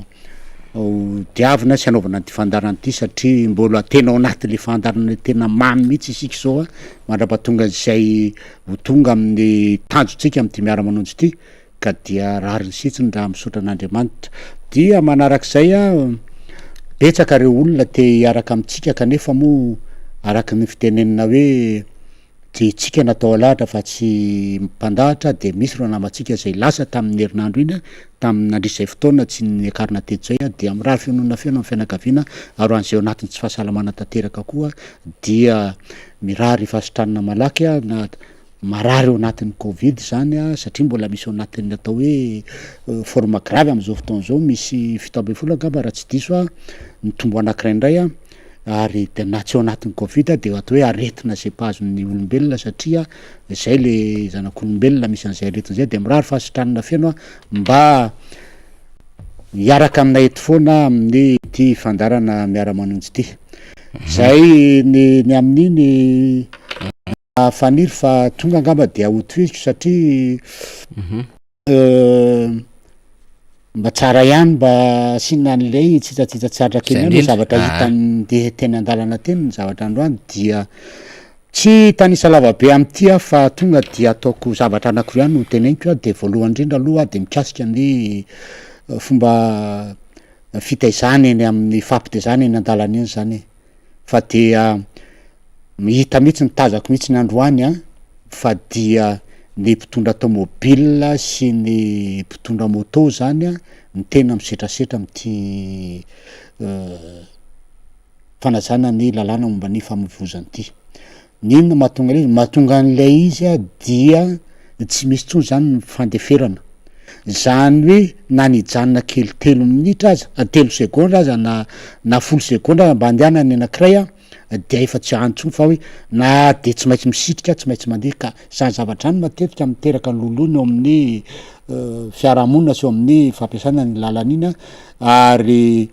eo am'zany rehetrarehetra zany a de tokony andehany andraiky ny mpitandro filaminana zay manao ny atao hoe régulation ny circulation zany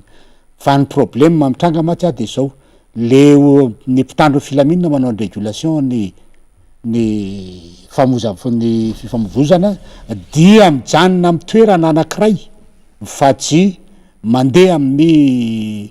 mivezivezy zany am'jery hoe inona ny olana mitranga eny am'ireny atao hoe rond point reny a inona ny olana mitranga mahatonga ny embouteillage io fa aty amin'ny 500 metres aty amin'ny 400 metres no mitsoka sifflet zavatra tsy hoe ny mandrak'izay mihitsiny a de miteraka olana eo amin'ny samy ny mpampiasa ny lalana zany ka eo zany mba mila tenenina kely mba mila zay fandeferan'zay fa tsika menakavy zany raha tsy fandefitra dia olana foana ny fampiasany io lalana io a ary teraka lasa misy disadisa ara-piarahamonina tiako tenena disadisa ara-piarahamonina dia lasa ny mpitondra taxi be lasa tsy fankazo am mpitondra taxi mpitondra taxi be fitondra taxi tsy fankazo amin'olo tsotra satria tsy mahay mifandefitra ary ny olona izay miampitan'ny arabe a dia tsy manaraka ny lalàna amin'ny fiampitanana amin'ny toerana tokony ampitana satria ratsy amin'ny ohatra fotsiny a teo zao andeha eny anosy a teo a de miodina eo amin'ny rond point eo anosy eo amin'ny manoloana ny anteny lapan'ny anteny merandolo io a de efa misy fiampitana folo eo jerena fiampitana tena ara-dalàna eo a de tsy misy afa-tsy fiampitana efatra ara-dalàna dia ny fiampitana avy aty amin'ny raha avy aty avalatra avy aty amin'ny anjely mainty zany avy aty amin'ny Saint Michel dia eo amin'ny are amin'ny bus eo misy fiampitana anankiray a mahazo aty amin'ny cité de jardin raha avy ary andrefana avy any amin'ny radio a dia aloha no fiampitana anankiray a mahazo an'ilay kiosque eo akaikin'ny staty raha avy aty atsimo a dia eo amin'ny fasin'ny lampany anteny merandolo eo ny fiampitana totratsakio ny otsinanina tsy zany nefa ny zava-misy fa de misy miampita amin'ny malalaka be iny a de anao raha manaja an'le fiampitana tena izy zany a de tsy maintsy mbola mijanony ry aloha de intelo mijanona anao va tonga ny fiampitana anankiray zany hoe le olona zany a tena tsy mirarany lefa le lalàna mba mikasika ny fifamovozana zany a fa de naroto ny tompona andraikitra manao an'io ny anareo polisy pirenena zay tompona andraikitra amin'ny faritra any tokony mba iteny amin'io lampanajany zay satria mety hiteraka accident raha misy fitazomana tapoka mety amin'ny voadona ny fiaran'olona ao arina raha misy tsy olona voadona de mety ho sanatriny zany a mety ho azon'io fitsaram-bahoaka le olona kanefa tsy avy amin'ny mihitsiny ny fahadisoana fa fahadisoana de avy amin'le olona tsy manara-dalàna amresaka fiampitana sy fanajana ny fiampitana am'ireny lalandreny ka eo zany mba mila apetraka kely zany zay zavatra zay a ho atsika rehetra rehefa mampiasan'io lalana io moto de fa tsy raha ianao raha mijanona ianao mampandefa olona amin'ny toerana fiampitana moto tsy minarahany zany fa tonga de mandeha ihany a tsy minarahany zany ka izay zany hoe mba mila fampitezana ary mila fandeferana reny ny fiainana fa tsy ohatran'izany fa lasa atao hoe miverina amin'ny atao hoe état barbariantsika état sauvage zany hoe tsy mahalala an'izay ty hoe inona lalàna am'tya fa de le atrambo voalohany tonga de mandeha ho azy any daolony ndraitrehitra ka tsy mety raha ohatra hoe zany zavatra zany hoe entina iaina eto amin'ny tany sy ny fanjakana zany indrindra eto eto andrenivohitra manarak'izay dia nanaitra ihany nivoaka tamin'ny gazety tamin'ny herinandro ambony a tamin'ny zomanga aby izay raha tsy sabotsy a fa dia tany atsimo tany a de misy zazakely zazavavy 12 taona natakalony nampanambadiny moa zany ny rainy lehilahy 9 taona dia inona ny takalon'le izy takalony a de omby anankiray sy vola 3 alina zany de tena mampaleny mihitsy ny raha mijery ianao hoe zany ny fomba ampisainan'ny olona satria omby anankiray sy vola 3 alina zany tsy ampanankarena vetivety mihitsy nefa le zanaka ao atsy miaraka amin'ny olona atao hoe fa rainy satria raha jerena ny elanelany taona am'zany a dia eo amin'ny 4 taona zany hoe kotiny zanaky le ranganambady azy mihitsy zany le kalakely kanefa dia zany nataony ray aman-dreny zany ve ny fomba raha ohatra re ka fomba tsy teraka fampandroana fa teraka fametrahana ny ankizy indrindrindrindra ankizy vavy eo amin'ny asiny a de eo ka tena mba ho jerena ny fotony zany zavatra zany fa tsy ampandroso velivelony malagasy zany zavatra zany fa vao tena maika hamotika amin'ny malagasy ary andraisan'ny olona hoe aiza moa ny malagasy no androsiko zao ara no atao zany ko de apetraka sady eto amin'ny ministra tompon'andraikitra zany ministry ny mponina sy ministry ny atao hoe ministry ny culture zay samby vehivavy daholo tokony hijery akaiky an'zany fomba zany a za tsy miteny hoe le fomban'olona no foanina fa mba raha misy fomba ohatran'izany de tokony mba ho jerena ampedina araky lalàna le izy a fa tsy atao zavatra ohatran'izany ary ianareo miantso anareo namana solombavam-bahoaka amin'ny faritra iny mba hijery akaiky an'izany zavatra zany fa raha izany no ataon'ny fianakaviana sahirana any a kehitretiny hoe ampanankarena azy de ho simba tanteraka no avin'ny ankizy vavy a sy ny tanora amin'iny faritra iny satria dia mandeha am'zany hoe fomby a de tsy maintsy atao de mandeha sanatr'izany a amidy mihitsy zany le ankizy vavy fa tady io tsara fa reny ankizy vavy reny mba nataon'andriamanitra mitovy aminy reny a ary mety anana atao hoe fiainana mamiratra orinao raha ohatra ka voara-maso ohatran'izany ny ho avindreny ankizy reny fa tsy atao ohatran'io fa de tena mampaleny mihitsy satria ankizy vavy 12 taona zany a miaraka aina iaina amin'ny olona lehilahy 9 taona de eritrereto hoe inona ny adi-tsaina azo an'le kalakely a inona ny fangirifirina azo an'le kalakely a ka de apetraka aminareo tompon'andraiky zany zavatra any ary mahasolombavambahoaka anay aby dia ampitany zany zavatra any tsy zany ny zava-misy mampalahelo a dia voateny zany a fa de tsy nahitana toy amina kely aza na tamin'ny tompony amin'ny ministera zay niraikitra n'zany zavatra any fa de ohatra mivery amin'ny fotsiny afa tsy misy mijery hoe inona mariny ty zavatra mitrano ty ka zay angamba faniriny tsaratra kely fa ohatran'ny mampalelo any le izy satria iainanao andavanandro fomambozo na ianao tsy afaka hoe na mandeha tongotra azy ianao de mampiasa ny lalana iny mitondra tobily mampiasa ny lalana de tsy maintsy tenenina eto foana le hoe fandeferina tsy fampitezana ny fiainana de ohatran'izay ko mahita an'ty ianao mba miteraka vavy any a manana zavy kely mitovy aminao de mba laza saina ihany hoe zany ve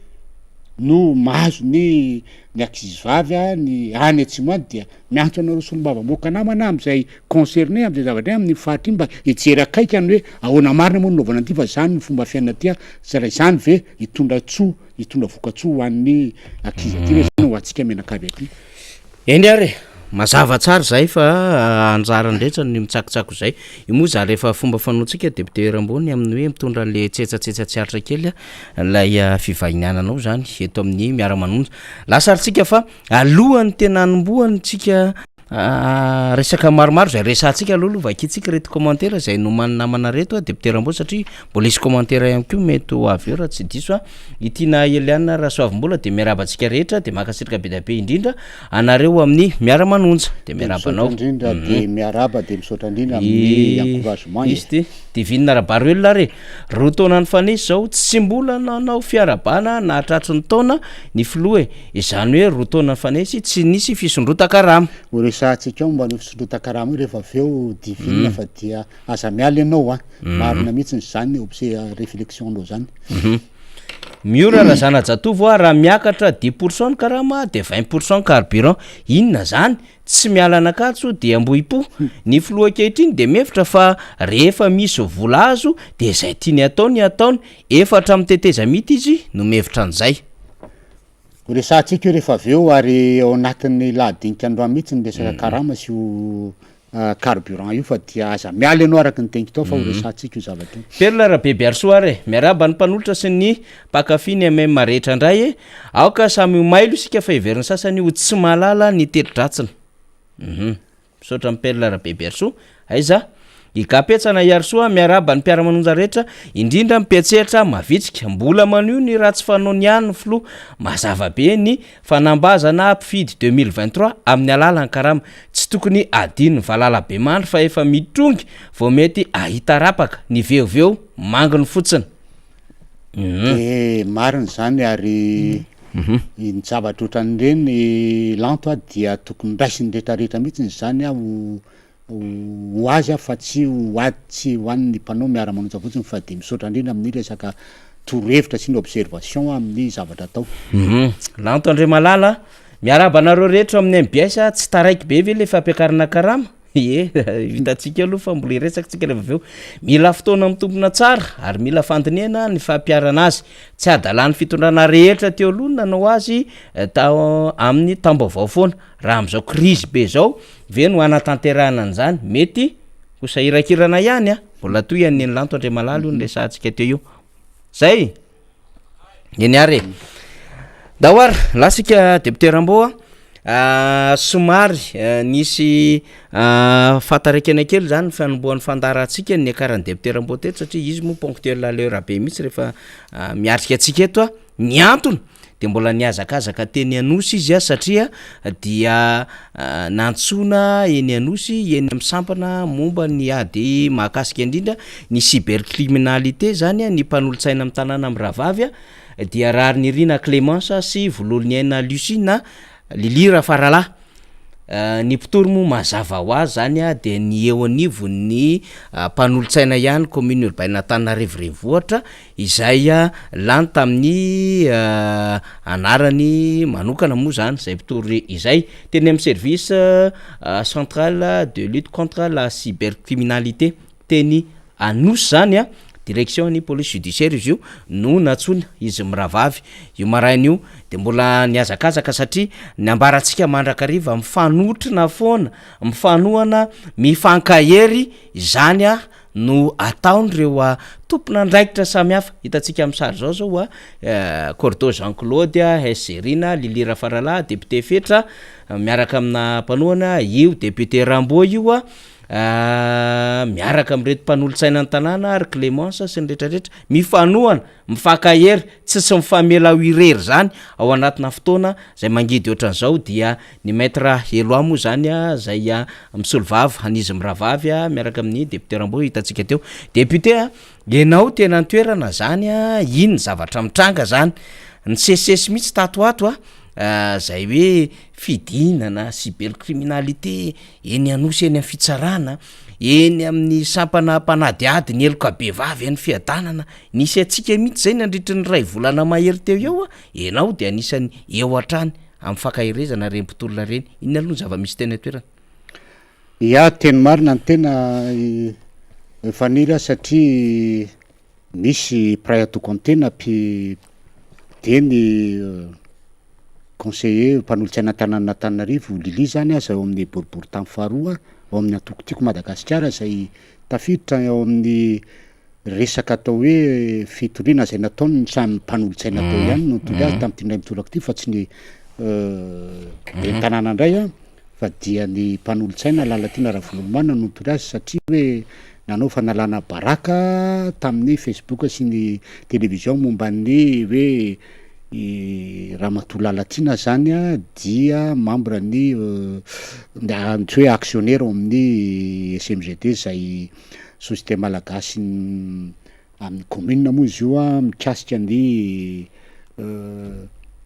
fitantanana ny resaka digitalisation amin'ny commune zany dia nandeha teny ny tena de hita teny aloha zany dia tsy nahitany zay hoe izy mpitory fa no raha tokony ho izy zany a de tokony hiaraka eny ny mpitory sy ny torina kanefa rehefa tonga teny ny tena dia mpitory ihany ny torina ihany no hita teny a dia ny mpanolotsaina anankiroa mpanolotsaina Clémence amin'ny Erkasy ny mpanolotsaina Lili ato amin'ny Tim mipetraka amin'ny fanontaniana kaiza ny mpitory de eo zany de efa mahagagagaga ihany raha reviny hoe ty fitenenina atao amin'ny ainao manjery tato amin'ny ainao manjery reny raha reny fihetsika reny de hoe tsy maintsy reny kanefa moa dia lafiny anankiray ihany de hita hoe tsy miatrika an'ilay fanadiadiana zany ny mpitory fa de miakina fotsiny am'le taratasy tena mipetraka tany a de lasa mipetraka zany le hoe fitorian'ny mpandresy tya fitsaran'ny mpandresy zany mety hitrango raha ohatra zany zavatra any atao fa dia ny tena moa ato anatin'le mpanara-dalàna sy nrehetrarehetra dia afaka mandeha afaka manatrika tsara ny zany zavatra zany fa ireny zany ny zava-misy teny manarak'izay a dia eto zany de miteny hoe rehefa tenainy foana ty zavatra ty hoe ohatran'ny raha izao raharaha zao no mitoy a de ohatran'ny hoe le fanjakana mihitsiny zany no mitady korotany satria raha marina ny raha ohatra ka tsy marina ny zavatra tenenindry izy mravavy a dia tokony hoe tsy marina zany fa tia mipirofo fa ry zareo anie tsy mamoaka an'izany le raha matole mitory anie tsy sa mamoaka an'izany hoe tia ny zava-marina momba an'io fa miteny voniny hoe tsy marina zany fa hitory zany eo mbadika le izy zany ny fahafantarako azy dia atao fitaovana politika amoahana ny hoe iza no inona marina ny pirofo any aminareo a zay vo afaka manentsika le mpitory zany azonao fa raha tena mitory a ny olona mitory zany tonga de hoe te mipirofo fa tsy marina zany de io fa tia tsy hita hoe le olona mpitory tsy samy mitondra pirofo hoe milaingany anao a fa tia mipirofo etiketo fa tsy marina zany fa ianao le aty amin'ny torina zany a no tadiaviny amoaka an'ilay pirofo zany zany hoe ny dikan'izany zany dia ampitahorina am'le fitenenina an'le marina lay torina zany hoe ampitahorina zany reto mpanolotsaina amy raha vavy reto a amin'io satria mahafantatra ny marina rehetra de ampitahorina tsy hiteny hoe manginonareo fa raha vo mavoaka anareo marina amin'ny zavatra io a dia tsy fantatreo hoe fa anay ny fanjakana anay ny lalàna sy ny rehetrarehetra satria zay arak'le tenikita hoe efa fanjakan'ny matanjaky tya fanjakan'ny mpandresy tya dia raisina ohatran'izay ko le fiarahamonina raisina io fampiarana an'le lalàna fa tsy misy mihitsy zany hoe tena marina ivoaka ka zay ny zavatra mampalahelo hoe zany hoe ilay demokrasia ilay fafahana amy teny zay ilay fampifantarana ny vahoaka ny zavatra marina iainany andavanandro sy iainan'ny rehetra zany a dia tapenam-bava tapenam-bava amin'ny alalan'lay fitoriana amin'ny alalan'lay fampiatsonana amin'ny cybercriminalité amin'ny alalan'lay fitsarana rehefa avy eo zany hoe dikan'izany zany de hoe ho anareo zay mbola manana eritreritra ka ilaza marina momba ny zavatra rehetrarehetra tsy mety ato dia mevera-teninareo a fa tsy maintsy efara am'izao ny raharaha ho an'ny raha ny saiko tsara moa ho an'ny Clémence moa zany de efa fahasivy io mbola misy raharaha mbola miandra no zay ho tsarana amy 3 mi angama izay raha tsy raha amy 4 mi angama sa ovina izy zay raha tsy diso a dia mbola mandeha fa ty zany a efa fitoriana fahasivy ndray zany tya fiakarana amin'io fitsarana io momba an'ty raha ty ka za zany hoe de efa miteny hoe tsy angina mihitsy ny zakay a hitaky zany atao hoe liberté d'expression zany a filazana marina zany satria tsy nareo mihitsy ny ane no miteny hoe zoany rehetrarehetra mankataka marina sy ndrehetrarehetra nareo mihitsy no miteny hoe zoany rehetrarehetra mahazo midina an-dalambe ka zay de tsy anaiky fa de tsy maintsy hitaky a ny marina momba an'ty zavatra ty ary raha ohatra nareo ka tena madio marina de avoay le pirofo hoe tsy marina zany rehefa tsy marina avy any aminareo izy a dia rariny arekena zay ataon'ny fitsarana fa raha ohatra kosa tsy sa mamoaka an'le pirofo ianareo fa hoe zao no tena izy a fa avy aty aminay no andrasanareo a de aloha andeha aloha hitao mariny hitao inona fitranga ny zavatra rehetrarehetra fa ny zavatra ohatry zao de mampalahelo zany le izy satria lay fitsarana de atao fitaovana politika entina anampenana ny ny demokrasia entina nampenina ny fahalalana fahalalahana amin'ny tena sy viteny ny zava-marina eto amin'ny tany sy mifanjakana keto zany de miatso ny fitsarana hoe apetraka aminareo mpitsara ty raha tya aroky ianareo mba teny tsara antotame conscience ty raha tya atena mba hijeriny tena marina fa tsy sanatriny zany anao fitsaran'ny mpandresy nanao fitsarana manentsika tsy fitiavan'olona fotsiny de mandehana amy zavatra tsy izy tady dio tsara fa io fitsarana ataonareo io dia hitany communauté internationale io manaraka an'io daholo ny didindrina hoe mpanao gazety anakirono ho azon'zao fiantsona sy fitoriny zao de ho hitanareo hoe inona ny zavatry tranga raha ohatra sanatriny zany ka anao fitsarana amoka didipitsarana sy no fitsarana tsy arakaraky ny tokony ho izy anareo fa de apetraka aminareo zany hoe tena mba hapetrao tsara misitsy ilay fahaizanareo mitsara fahaiza manao am'ilay fitsarana mba tena hipetraka marina hoe fisarahan'ny exécutif sy ny pouvoir judiciaire amin'ny zavatra io ary tena mba hipetraka marina le hoe indépendance ny fitsarana am'zao raharaha zao fa tady io fa mahanaraka an'io ny communauté internationale ary zay zavatra voakanareo ao de tsy maintsy voakorokonareo satria tady io tsara fa mpanao gazety reny olona reny ary mpanao gazety zany dia anisan'ny force anankiraingezabea eto amin'ny tany sy mifanjakana zay zany ny zava-misy loha fa ty zany alatany zany dia i clémence moa zany nefa niditra ao efa vita de lilindray zany zao de ay de fa zay zany ny zava-misy fa dia hoatsika rehetra tokony ho tonga eny zany androtrona ny reny namatsika reny am'zandro satria mifanitrona anazy reny ko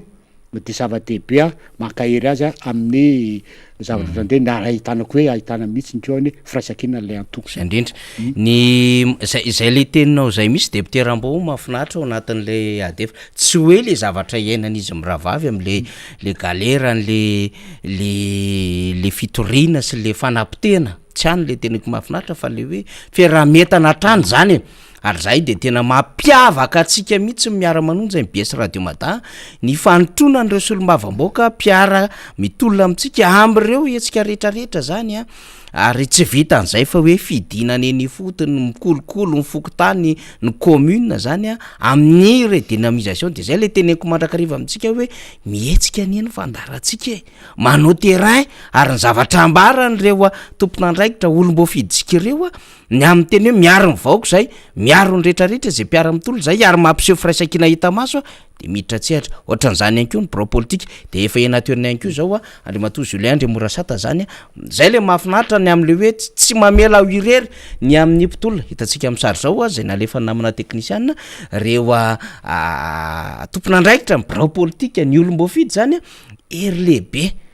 ho any reto izy mirahavavy reto zany Clémence moa fantsiviny zany tena mampalahelo ary le mauvaise foi ao anatin'le izy koa nandritry ny fotoana ny ady zay ny aminy tsy fanaken'izy ireo fitantanana sy ny endriky ny zava-misy ataony be ny tanàna eo anivon'io tanàna Antananarivo io de ny tapahana hatramin'ny solika deputeram-bo ianao de efa avy tompon'andraikitra lehibe tao amin'io tanàna io ary nisy demokrasia nadefitra ny andre tao ohatra mbola tsy naheny deputeram-bo foninareo ny tantana teo hoe nanapaka solika anampanolo-tsaina ny aloha de tenenareo zany marina foniny mbola tao amin'ny commune urbaine Antananarivo zany araka tamin'ny madame le maire neny lalora valamanana de tonga de fa miteny mahitsy be zany fa hatramin'ny chef de division miakatra dia amendramatoa be ny tanàna carburant dia mpanolo-tsaina dia nahazo carburant sy nahazo an'lay mandat spéciaux de zany hoe tsy teny mihitsy hoe prérogative ny ramatoa be ny tanàna ty na inona fa rehefa hitanao fa miasa le olona hitanao fa mipetraky zany zavatra zany nareo anatin'ny taratasy ny zavatra zany de omena ny droan'le olona fa de am'zay moa no zay ny tsy tovizan'ny olombelona ny olombelona hoe misy ny ramosalama misy ny atao hoe rabe mananjara rina misy hoe fanisy ny rehetrarehetra ka le toetsy any ohatran'izay zany zany hoe hita mihitsy ny zany le zavatra mitranga eto ary ny mampalelo de zao ilay filohan'ny mpanolotsaina tanàna Tananarivo mihitsy ny no mandrokodroky ny maire ary tsy mahay miady ho an'le mpanolotsaina namana ananao ny zavatra de ohatranay aminay eo amin'ny solombavamboakany tsy misy fanavahana mihitsy ny hoe reto groupe GPR reto team reto IRT reto indépendant fa rehefa droit de miady iny raha mato filohan'ny antenne maire pirenena miady hoe tsy misy fanavahana zany fa mahazo folo fa ny ato dia zay mandeha am'izay le hoe tsy mba miady mihitsy le filo zany fa ny le filo raha de hoe satry ny hoe aloha ina mifatony any nareo fa zay izy kanefa zay zavatra zay zay mitena zany hoe nareo anie tsy hoafony de aloha hipetraky zay nareo anie tsy hoafony fa rehefa tsy eo nareo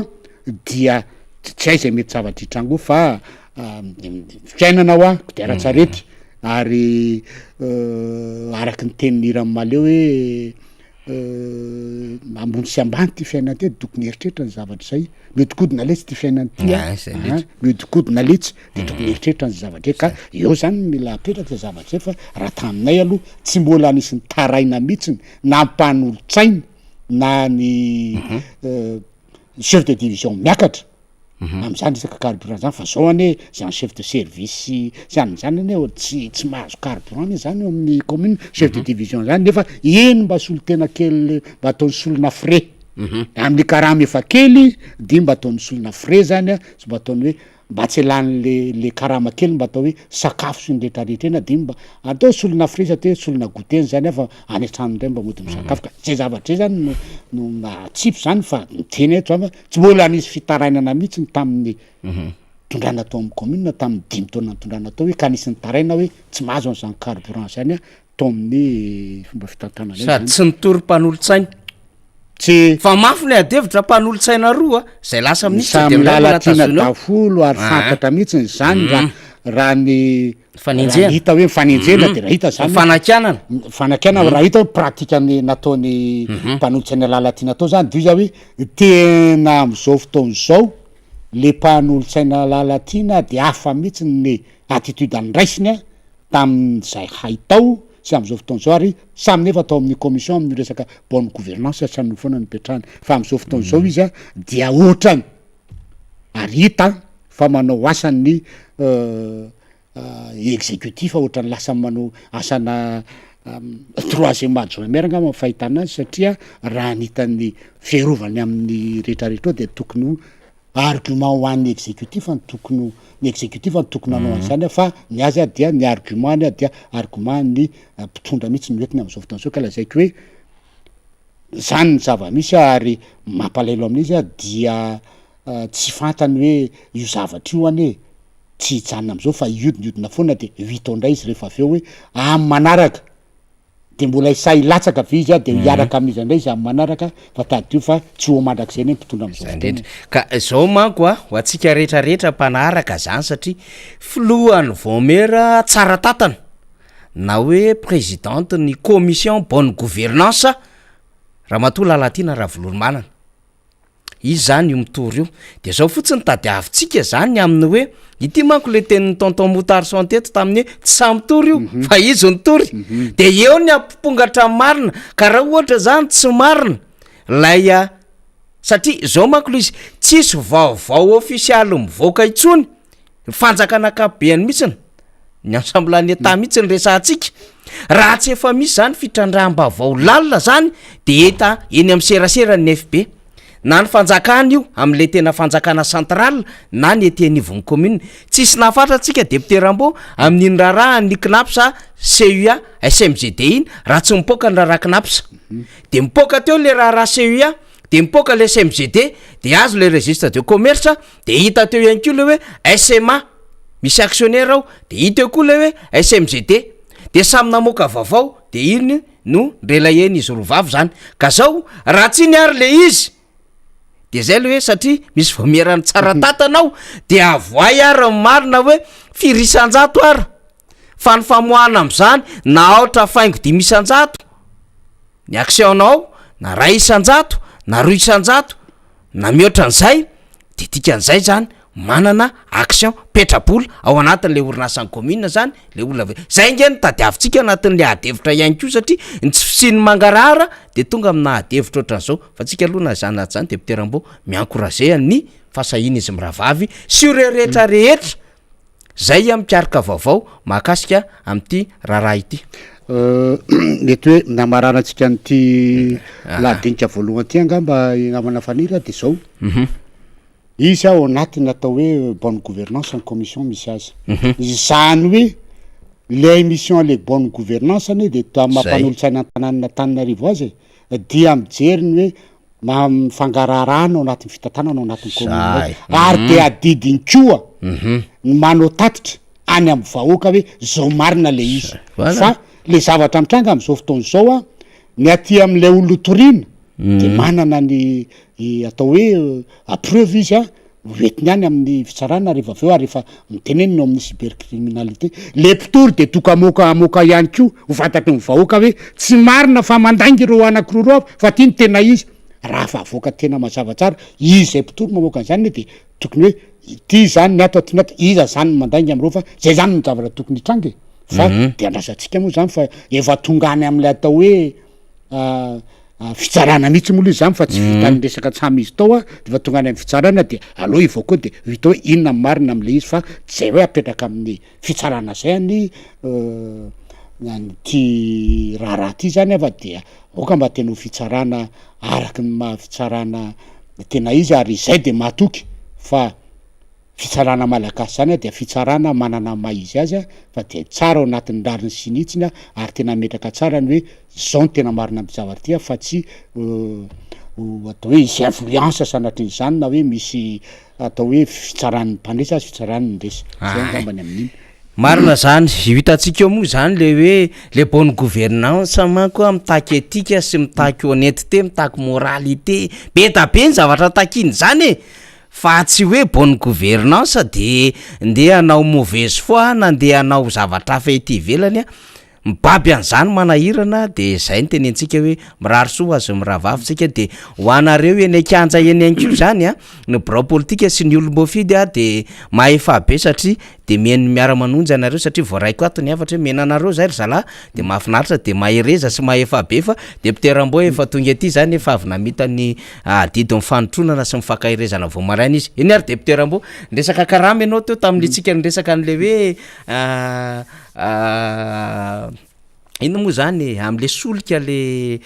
tokony hositrahan'ireo mpanolontsaina fa nyresaka karama ianao hoe le karama kely iny ane zay ny dikan'le mba hoe andamin'nytehana resaka carburant etran'izao a de mba tsy ho kitihana indray le mba vata karama kely iny fa efa mba misy zany a lay iverina fa carburant na zany hoe solona frais zany déplacement mba ahafahana mifamezivezy ho an'zay manana moto moa izy a de mba mampiditra solika izy ho an'zay manana fiara izy a de mampiditra solika sy gasoaly izy a ny tsy manana an'izay de mandeha taxi be eny amin'ny sehatra rehetrarehetra de iny zany a no ahafahany a mandrina zany rehetrarehetra any eto ny adevitra ary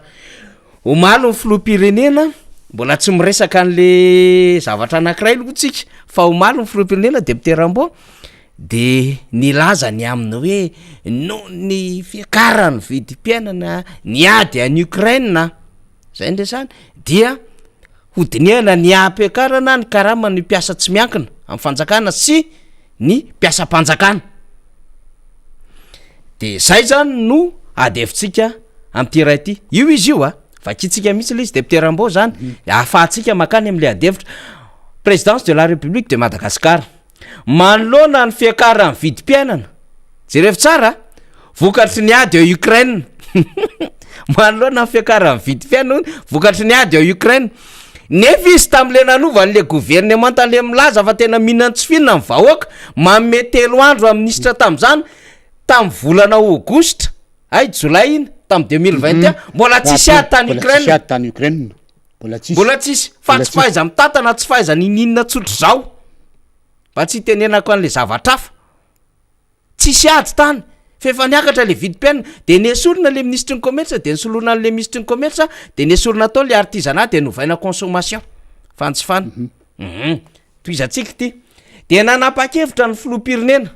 no tsara nanapa-kevitra ny filoham-pirenena Andry Rajoelina ny ampiakatra ny karama mampiasa-panjakana mba hifandanja mividy mpiainana ny fahefa mividy isa-tokantrano tazomitsika ty rehefa vefa ilaitsika io fihezanteny io hisy ihany koa ny fifampiresahana amin'ny vondrony sehatra tsy miankina mba hijerena miaraka ny vahaolana mba hisitraka izany ny fiakarankarama izany koa ireo mpiasa amin'ny orinasa tsy miankina amin'ny fanjakana io zany io le izy deputeram-bao a nanapa-kevitra amin'ny filoham-pirenena ozy izy a de ny ampiakatra ny karama amin'ny mpiasa-mpanjakana mba hifandanja amin'ny vidim-piainana ny fahefa mividy isa-tokantrano ny vidim-piainana zavatra hafa zay ny fahefa mividy zavatra hafa zay mba hifandanja amin'ny vidim-piainana sy my fahefa mividy isa-tokantrano io manko tena mila jerevantsika tsara ny endriky ny fehezanteny zany de zao arala izy ny fiakaran'ny vidim-piainana dia ny hitantsika am'izao fotoana zao raha farafahakely ny fiakarana dia tsy latsaka ny 70, 80 ary misy mihoatra ny 50 isan-jato menaka siramamy vary afarinina zay pepenina matériaux de construction sy ny sisa de le hoe fandanja mividim-piainana fa efa mividy dia le pouvoir d'achat le pouvoir d'achat zany de hoe manahoana am'izay ny volany aposiny olona raha ohatra ka miakatra le vidim-piainana tikan'izay zany deputeram-bao tena maniry zavatra ngeza be mihitsy zany isika ty ny aminy hoe raha ohatra ka niakatra farafahakely ny 70 isan-jato na 20 isan-jato ny vidim-piainana de nidikan'izay zany tokony isy fandanjan'izay zany laya fiakarany karamany mpiasa-mpanjakana deputeram-bao zany mihitsy ny zavatra anankiroa mifandray reo ary avy amin'ny fijerenany vidim-piainana no hijerena fahefany mividy isa-tokantrano raha ny teny teo aloha hoe vokatry ny ady any Ukraine dio za hoe iny zany le verina amin'ny teny malagasy hoe manaropaty zany hoe satrony aza nisy an'io de zay vao samy teny hoe vokatry ny ady any Ukraine fa tadio tsarany fa talohan'io ady a Ukraine zay atao hoe tafiditra amin'ny 4 volana zay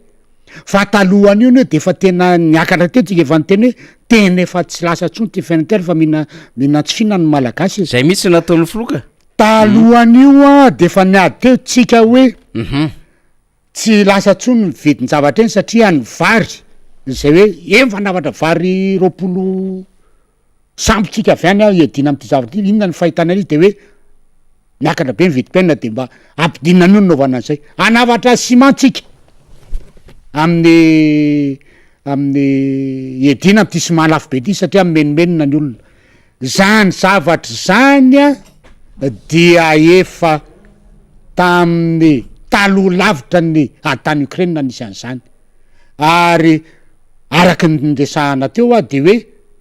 name baiky mihitsy le filoham-pirenena hoe ao anatin'ny 3 andro le tsy maintsy ampidinina vidim-piainana mbola tsy nisy ady tamin'ny zavatra zany ka hoy za hoe ity zavatra ataon'ny filoham-pirenena tia momba an'izany hoe mba efa nahatsahana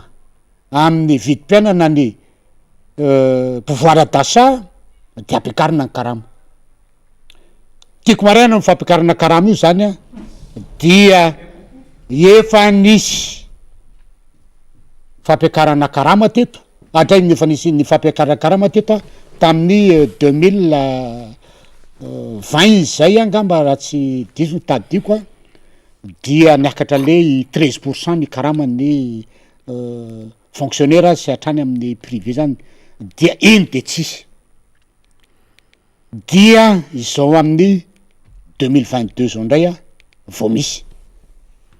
ny am privé moa de efa hitany amin'ny ano amanjareny fa de hoe hiakatra 9,9%. Inona no azon'izany 9,9% zany e raha isy hoe karama farany ambany raha isy hoe mikarama 200,000 ariary ny olona anankiray de raha ampitombonao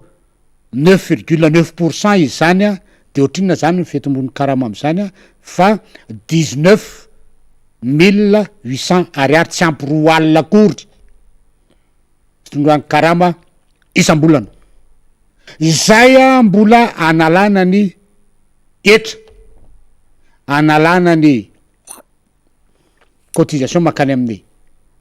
retraite a de makaiza zany a ohatrina marina zany tena raisin'lay any am privé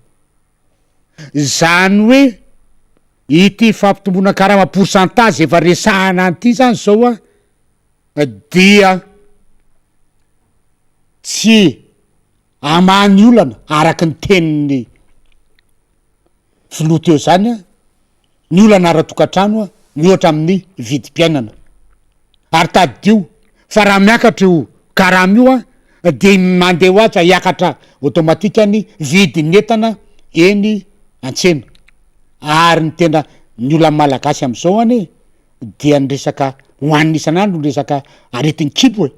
zany hoe lay ho arapaky isan'andro mihitsy manomboka any amin'ny zaza mono ka ho any amin'ny antitra ny tena problème ka raha izany fisondrota-karama 9,9% izany no anaovana hoe imbola ifampiresahana amindreo atao hoe syndicat fivim-pama ny sema sy ny zema sy ndretraretra de mialatsiny a fa ny eo ihany ny eo satria miakatra io a dia hiakatra koa ny vidin'ny mpiainana hiakatra ny vidin'ny anana hiakatra ny vidin'ny voatabia hiakatra ny vidin'ny menaka hiakatra ny vidin'ny vary hiakatra ny vidin'ny siramamy hiakatra ny vidin'ny mofogasy hiakatra ny vidin'ny menakely sy sisa sy ny sisa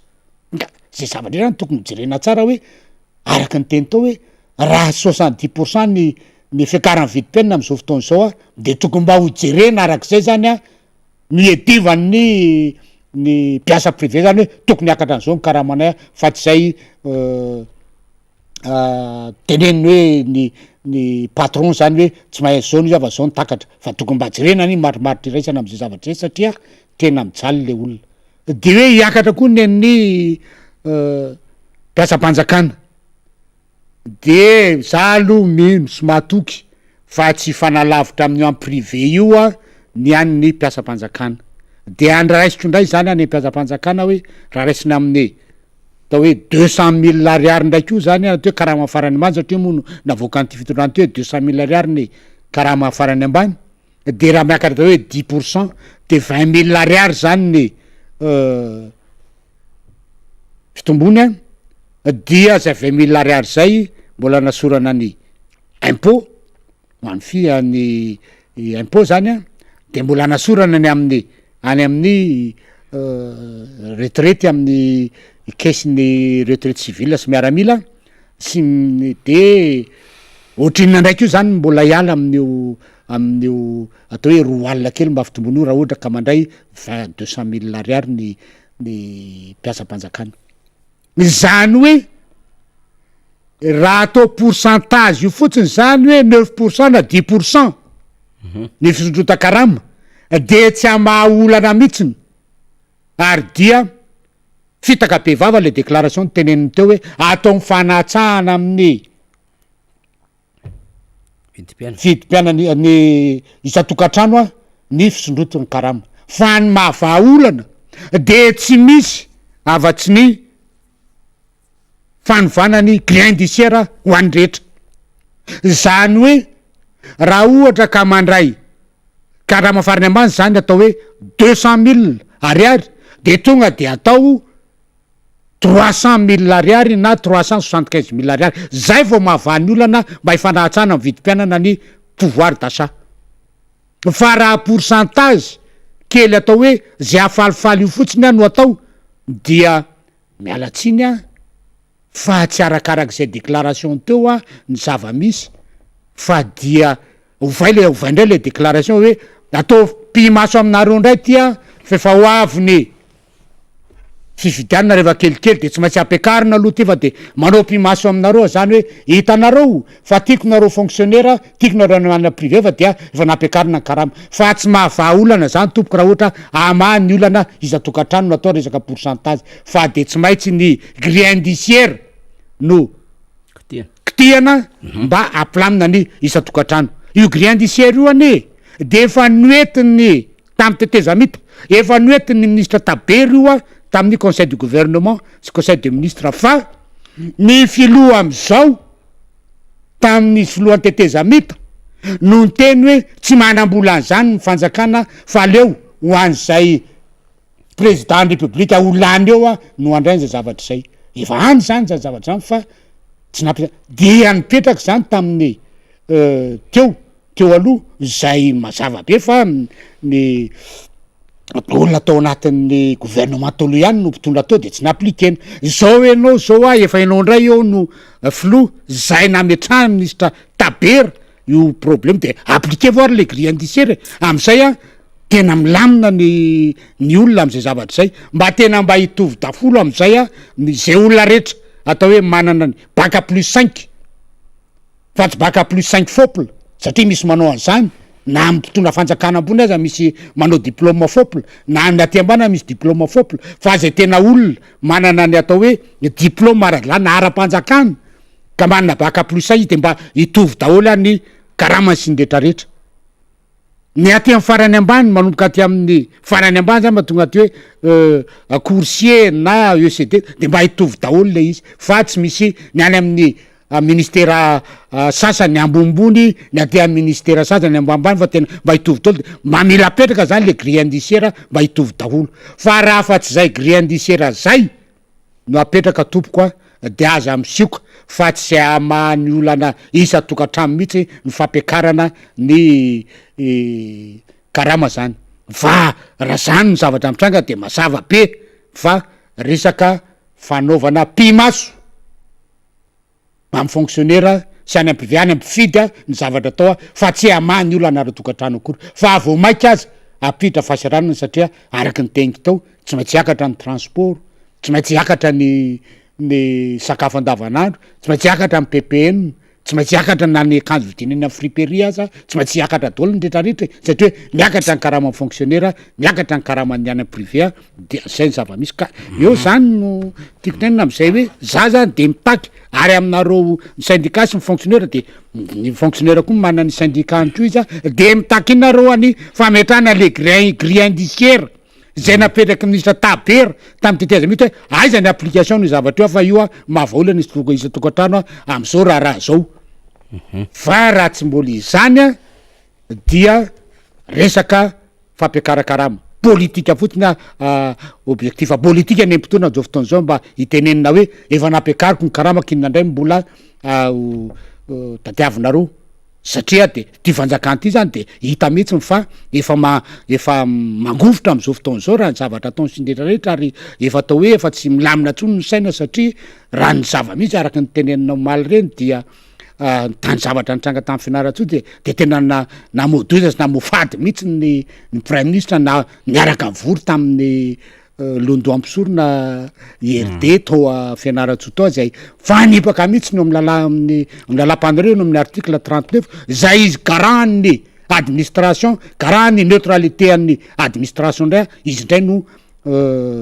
mamofady ka manoatra an'le akoho le akoho ka le akoho mitarika zay no ataony fanjakany ty akoho mitarika akoho kely efa hita zao fa mahafaty ny mandehany amin'ny arabe de iny de mbola mana taritina any le akoho kely nefa le akoho kely tsy mbola mahafantatra kory hoe ino tinona zava-misy hita fa zava hoanina rehetrarehetra mahafaty misy maloto de mihinana le akoho de eko fa zany hoe tsy mety zany zany zavatra zany ka mila zay zany de mitaky anareo amy syndicat zany hoe zay grille indiciaire zay na amin'ny privé na public mitsara petraka fa tsy hoe fampitombona 9,9% zay hoe zay no amy privé zay molo amy fanjakana koa zay mbola ho fantatra ny hoan'ny fonctionnaire mpiasa-panjakana zay mino ao fa tsy ohatran'izany 10% zany ny mpiasa-panjakana satria tsy manam-boly ty fanjakana ty zay ny zava-misy ny hitondrantsika an'izay adevitray manko deputeram-bo zany de hoe tsy ampy amy mpiasa-panjakana tsony ty resaka hoe 100 ty tsy ampy ary tsy vaolana tsy ampy tsy vaolana zany raha ohatra zany tsika raisitsika ny hoe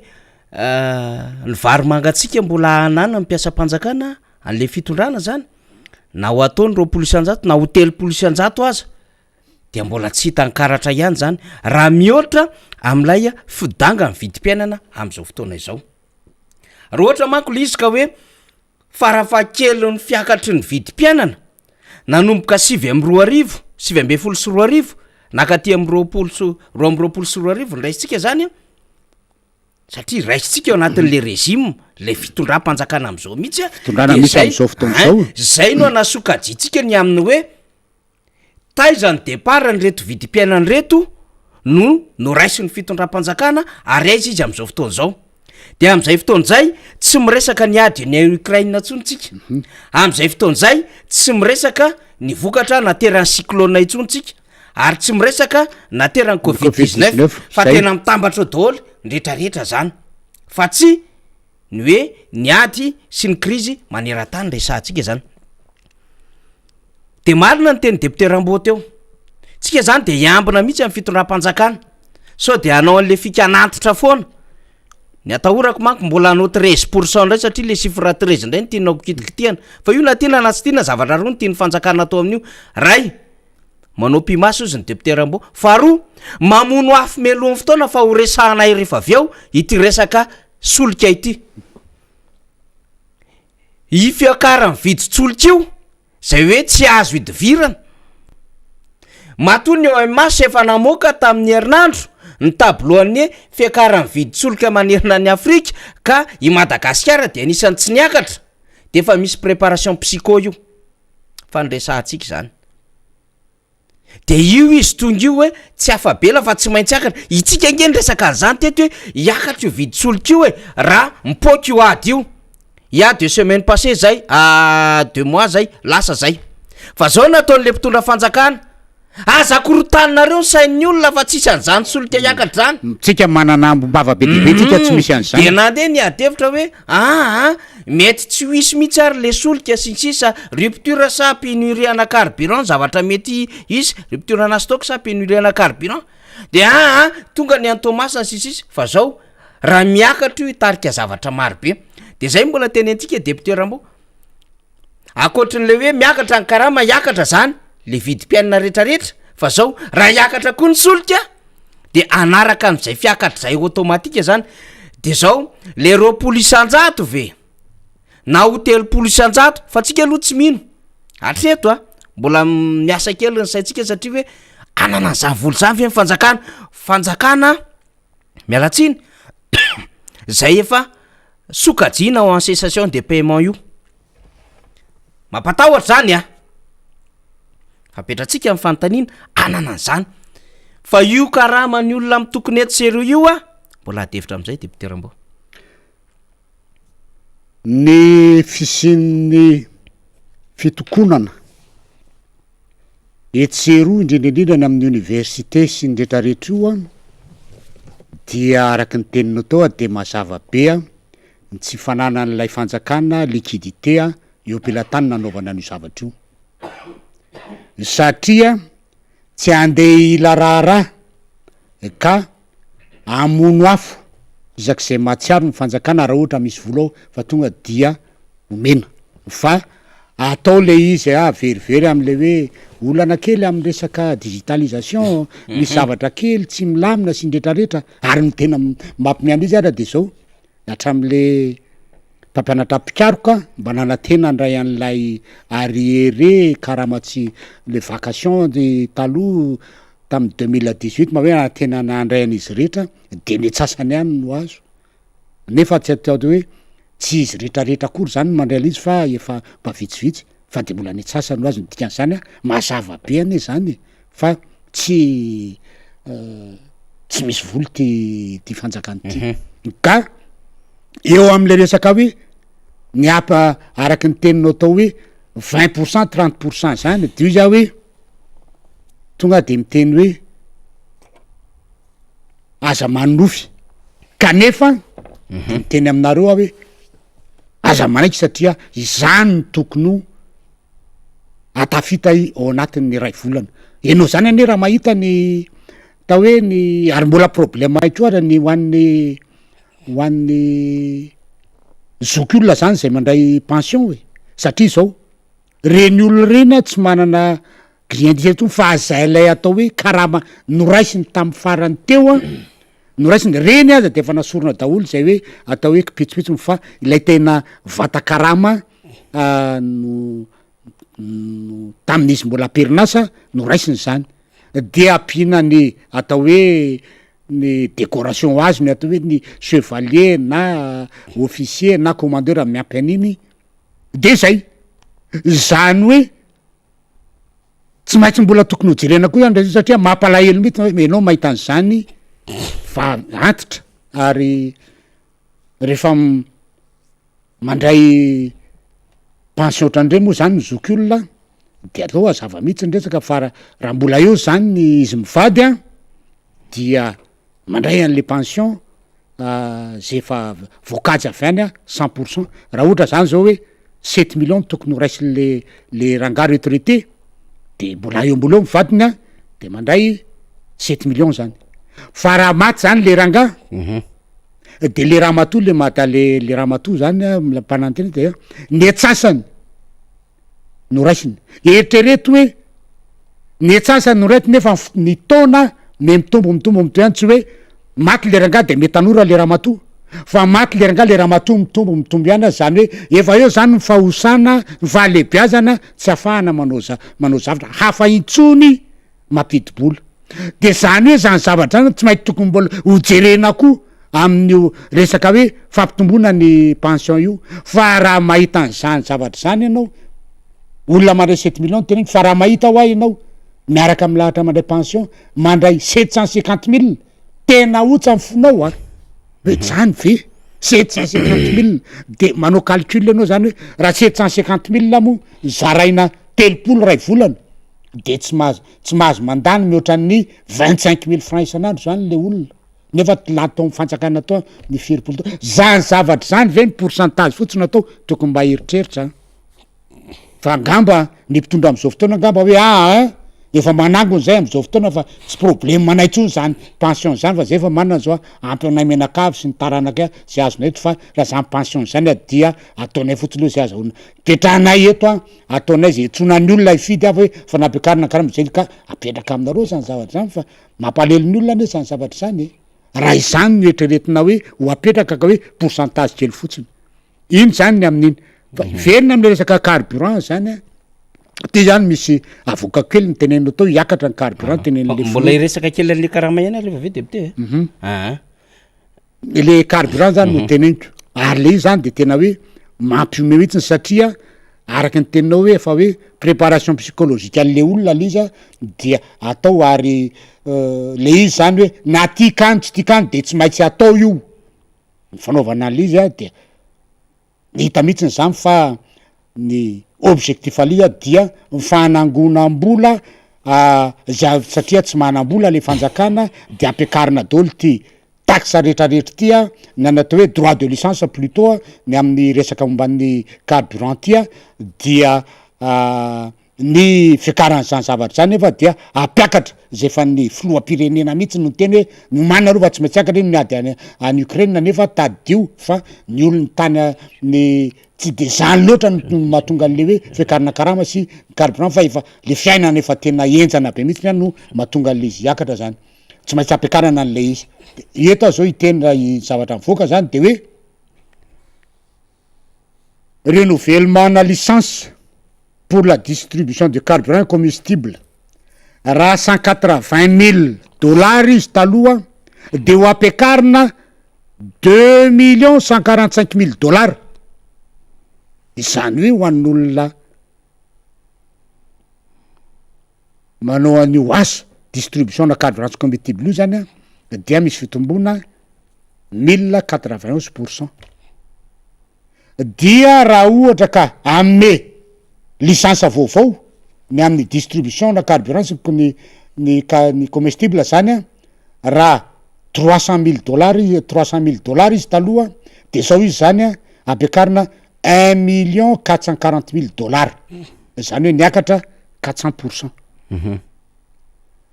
De ho an'ny olona afaka mapitraka manao importation na hydrocarbure ndray zany raha 450 000 $ izy zany raha 400 000 $ izy teo aloha de nampiakarina izy a 450 000 $. Dia ny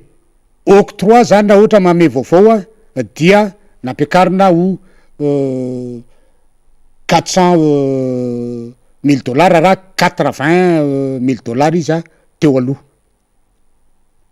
Dia ho an'ny mikasika ny gaz a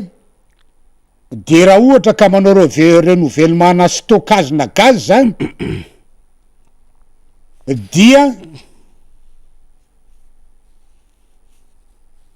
lafo ary avy telo eny mifalafosany raha 660 000 $ ny fanomezana licence vaovao fa dia lasa 1 980 000 $ ho an'ny renouvellement na licence. Dia raha ohatra ndray ho an'ny transport routier na hydrocarbure zany a raha 40 000 $ izy tao a dia lasa 360 000 $ ary raha 80 000 $ ny fanomezana licence vaovao dia lasa niakatra 320 000 $. De ho an'ny transport na gaz a raha 70 000 $ ny renouvellement teo aloha de lasa 750 000 $ izy am'izao fotoana zao a ary mame licence vaovao raha 140 000 $ teo aloha de lasa 560 000 $ am'izao fotoana zao. Izany hoe 19 millions de $ zany a no vola azo mifanjakana am'ireo zavatra reo a am'izao fotoana zao. Zany hoe hita mihitsy zany fa teanao renouvellement lay mpandraraha am'izao fotoana zao a de tsy maintsy mandoa an'io dia azahoany mifanjakana 19 millions de $. Raha ohatra ka tsy anao renouvellement le fanjakana fa zay tsy vita dia tsy mampanina fanjakana zany fa tady tsara fa mato izy manao an'izay a de efa misy efa zavatra hafa ambadika ao efa misy mieritreritrany hoe ho rasinay ambongadiny ty zavatra ty. Zany hoe lay mpandraraha amin'io resaka solika io zany am'izao fotoana zao de azo le hoe tikano de efa zay ko moa le toetsain'le ministra am'izao fotoana zao ary mampime amin'izy de zao a hoe tsy maintsy anao reo hoe satria matoa izy manao an'io de mahazo tombony ka dia aleo fa apetahantsika an'ity a de azahoantsika an'ity vola be ty miditra ho an'ny fanjakana fa tsy manao izy moa de mazava ho azy fa efa misy olona hiditra ao zay lazaiko hoe fa misy olona mena eno ambadika any manao izy a de azotsika ny 19 millions de $. Zany hoe zany 19 millions de $zany zany io rehetrarehetra io de mbola tsy tafiditra ny prix à la pompe ny vidiny gaz eny amy rehetrarehetra eny a vidina pétrole eny am pompe rehetrarehetra eny ka zay zany tokony amperitreritra hoe zany zavatra zany a dia efa tsy fitsonjovana tsony an'lay mpanjifa tsy fitsonjovana tsony ny vahoaka satria rehefa mandeha am'izany fampitombony zany ny angovo sy ny hydrocarbure am'izao fotoana zao sy ny énergie dia mazava ho azy fa hiakatra ny vidim-piainana, hiakatra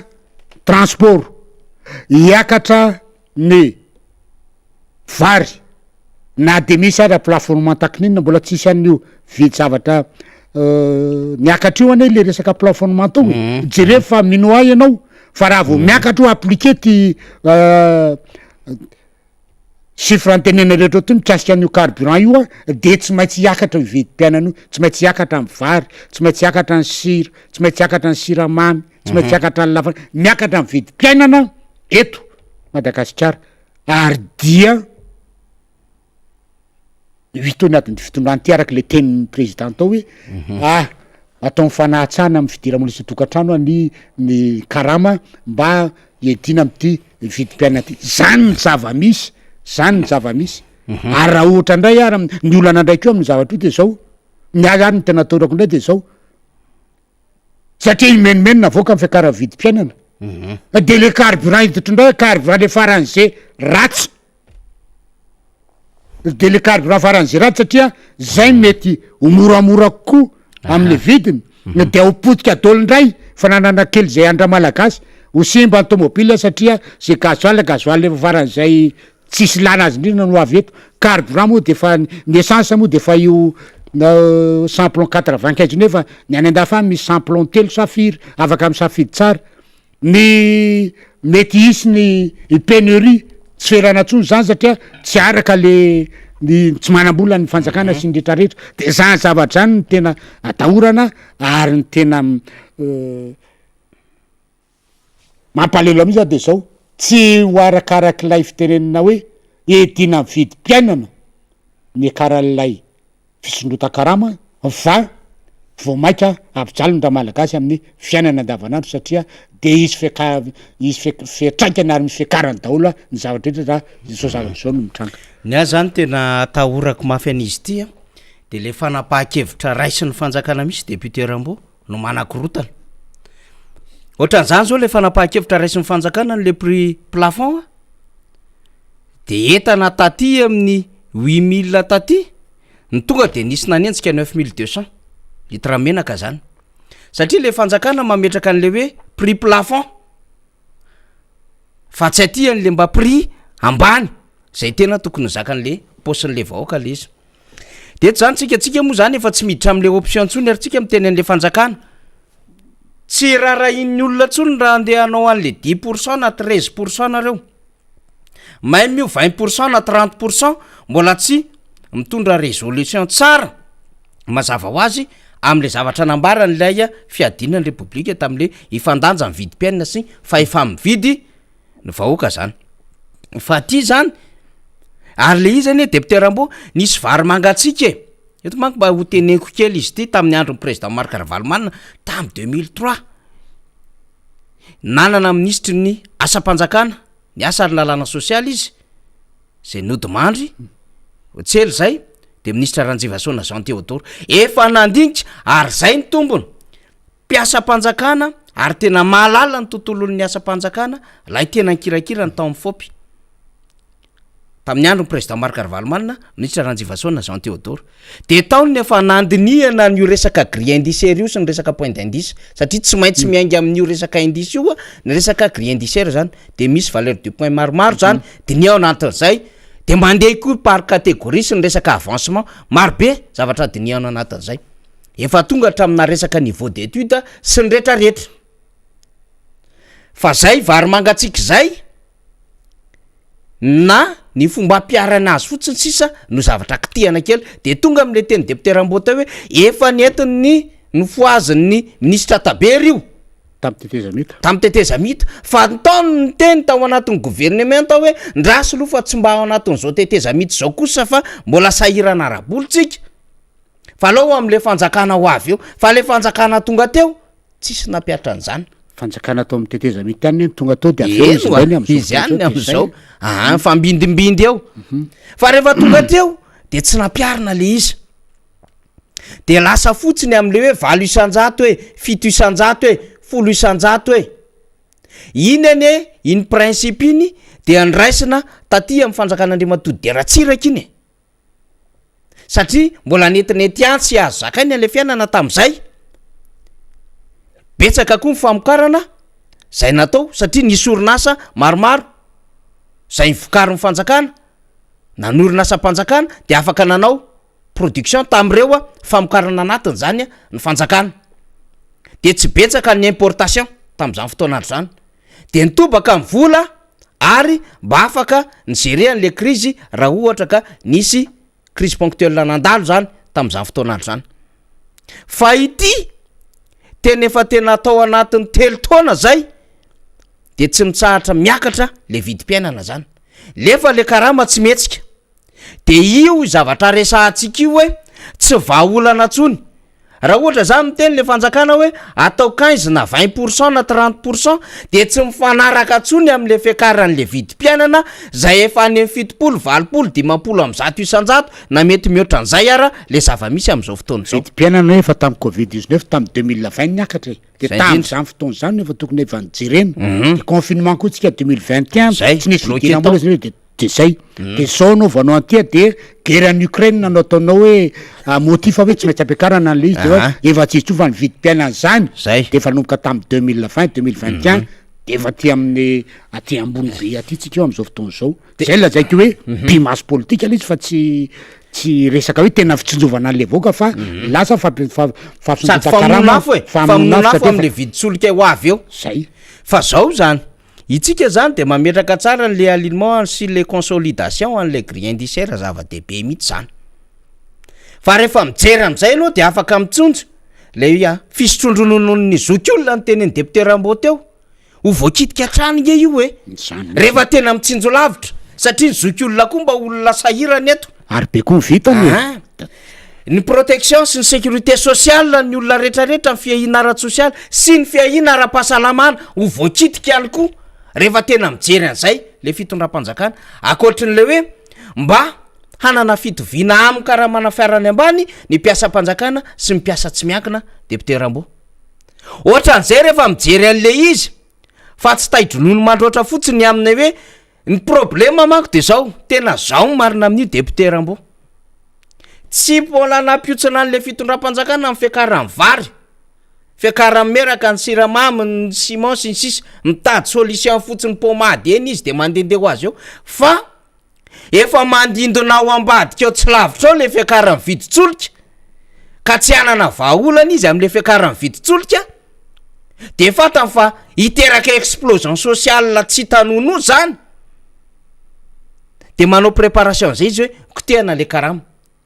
de zay le izy ny aminy hoe tsy vahaolana zany ny 10 isanjato sy 20 isanjato sy ny 30 isanjato am'izao fotoana resahantsika zao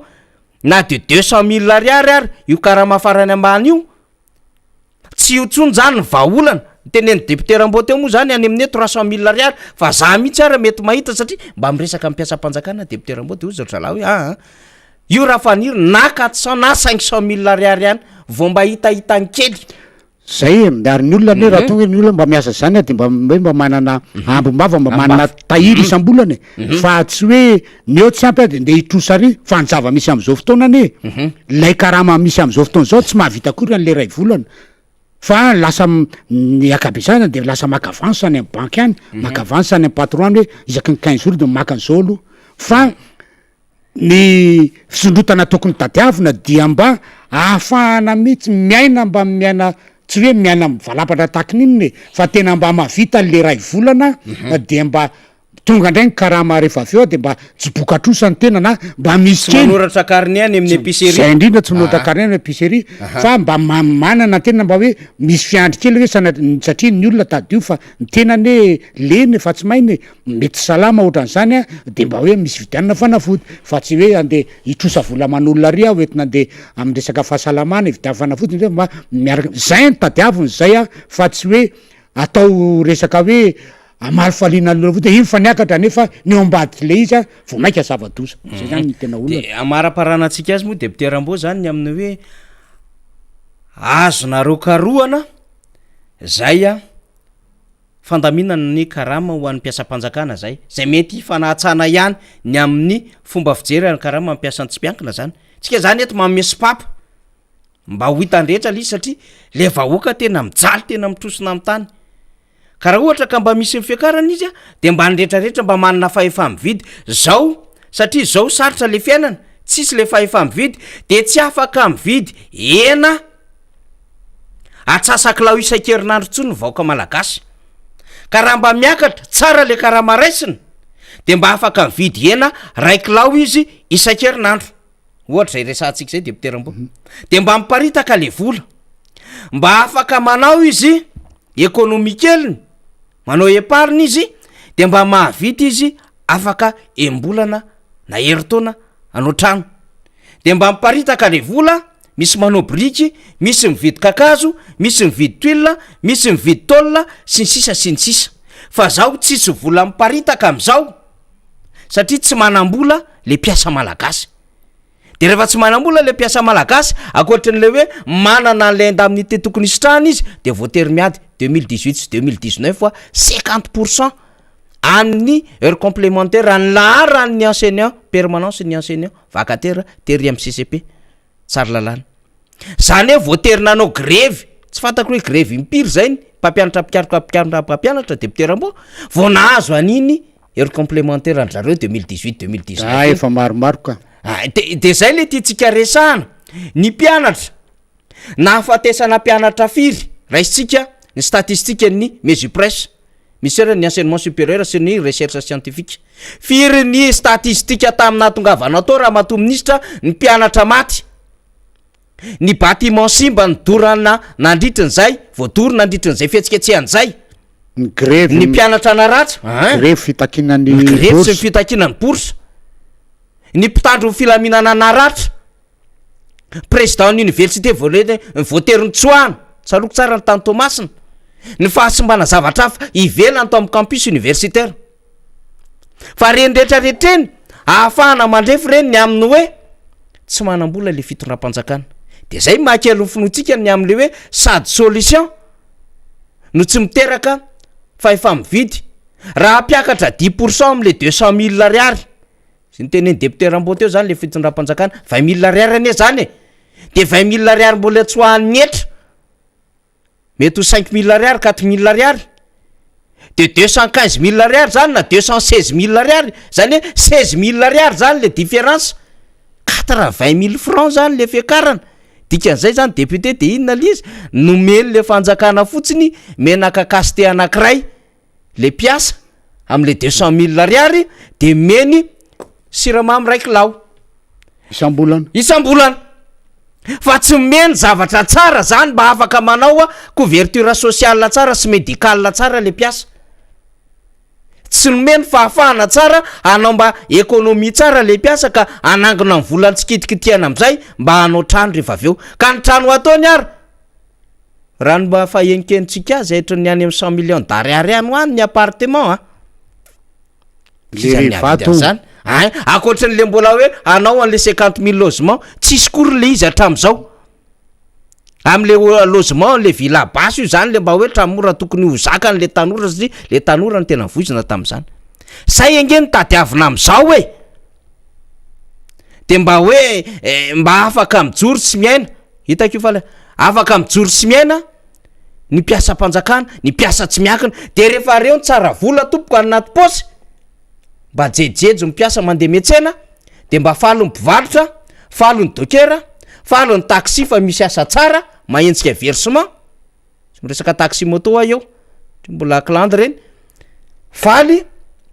ny aty amin'ny dokotera mba tsy hoe maniry arary fa tsy manao dokotera tena tsony le malagasy fa rehefa mba misy tsy de salamalama de mba avy izy manatona any CSB any CSB raha teo mba misy fanafody satria nahazo vola avy any ampamatsy vola irasampinentsika ao anatin'lay fandehanana tany Washington teo anatsarana ny tontolo sy anoanana ny tosika ara-pahasalamana zay ny tadiavitsika ka mba dinio ihany fa aza atao an'le satria io nataondra jonary mampianina io satria io nataondra valomanana io ka manahirana anay izy mirahalahy reo fa nandritry ny fotoana nahateo azy nisy adevitra momban'io tam 2018 ani nisy atelena tao tamin'ny Colbert ny arahana tamin'ny partie prenante tam'izany parti politique sy ny syndicaliste sy ireo candidat tamin'ny législative nandiniana an'io tontolo ny asam-panjakana ary tao anatin'izany gré indiciaire samy matadidiny rehetra ny tenako anisan'ny nanatrika an'izay ka saripady ty nitadiavitsika zany zao député Rambo amin'ny firy androano 26 am'lahady zany voalohany volana me monsieur le président zany fanjakana am'izao miandro cadeau zany bavata zany ny piasa mihitsy zay resantsika zay tosikea rehefa piasa de piasa satria fety mipiasa io na inona sehatra misy azy inona zany le cadeau ngeza be raha pitso andeha ny conseil des ministres de ohatrohatrany ahoana le adevitra so de hoe landalo fotsiny le teny le filoham-pirenena fa tokony misy zavatra miva zany de tsika mieritreritra hoe ny SSM solidarité syndicale de Madagascar zany tokony mba hiazira ihany koa par rapport am'zany a zavatra nambara amin'ny filoham-pirenena zany na isy iréazira par rapport am'zany rehetrarehetra zany de manao rappel kely ny am'zany rehetrarehetra zany fa coincé le fitondrana efa nyteny izy fa ampiakatra de tsy maintsy mitady vahaolana izy ino ny nambarany présidence ny république iny hoe fanahatsahana amin'ny fandanja amin'ny vidim-piainana sy mifahefa mividy de ho hitatsika hoe tsitsika ny namorona fa anina fa izy no miteny a ary io zany de faranako varanako le resaka hoe lay resaka augmentation na hausse de salaire zany de resaka clin d'œil atao amin'ny mpiasa rehetrarehetra ho an'ny population productive rehetrarehetra eto Madagasikara mba tsy isiny atao hoe araky ny teninao tao explosion sociale mba tsy isiny le grevy tena lava be sy mety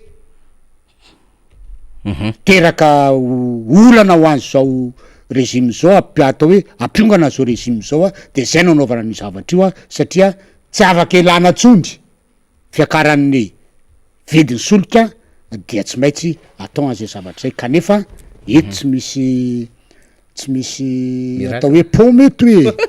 tsisy atao hoe pomety ka hoe napaiso de hoe ho amidy am'izao tenenina zao fa samy vazivazinay moa mety ho gaga ihany olona ina koa raha za mba teny le ry zany mba hitahiteny hoe Nicolas nalaza be matsy le mur de Villers teo a Mamasina teo école ambony be zany tamin'ny andron'ny fanjanahantany fa rehefa mba miteny zany le samy jilalam-bota aty de hoe samy nianatra atao am'le mur de voleur eto hoe le mur de voleur zany hoe samy mifankahita an'io daholo fa tsy eto ny fampivarotra sakabelo eto de reprebena am'izao fa rehefa tena anao de tena mba jirevo a lay atao hoe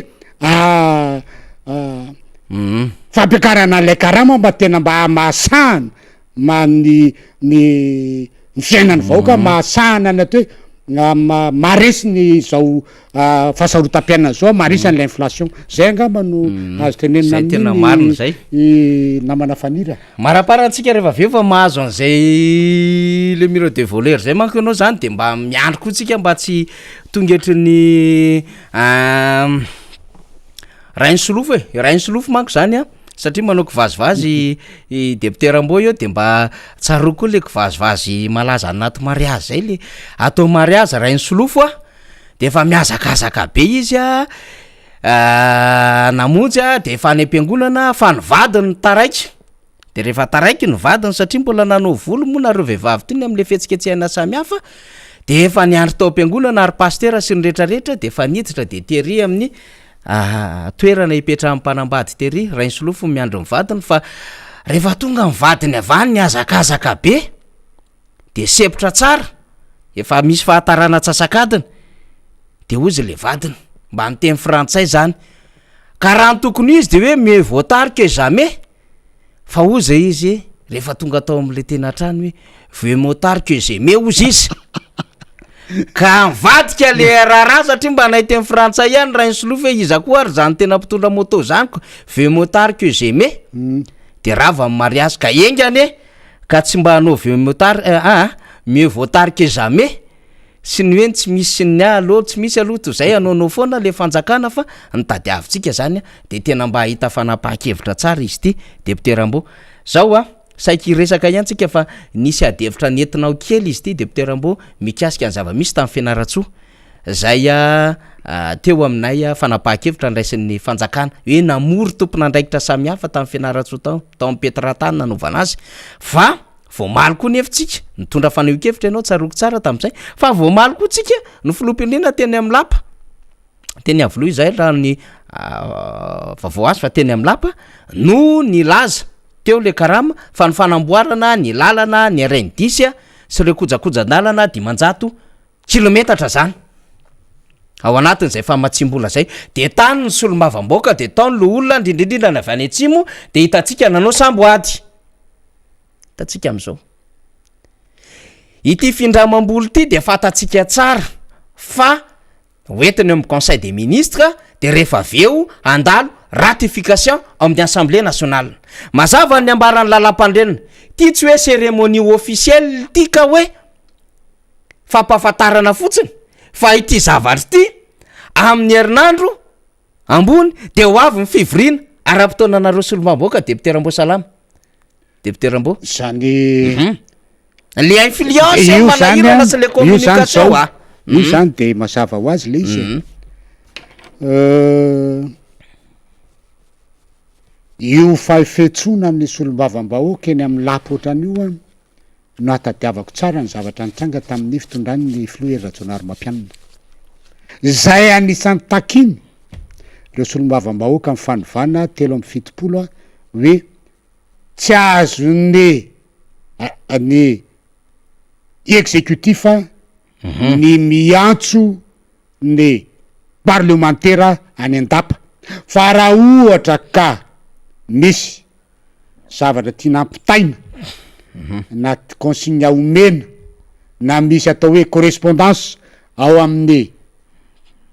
fahefanam-panao lalàna sy ny fahefanam-panatanteraka de atao taratasy zany zavatra zany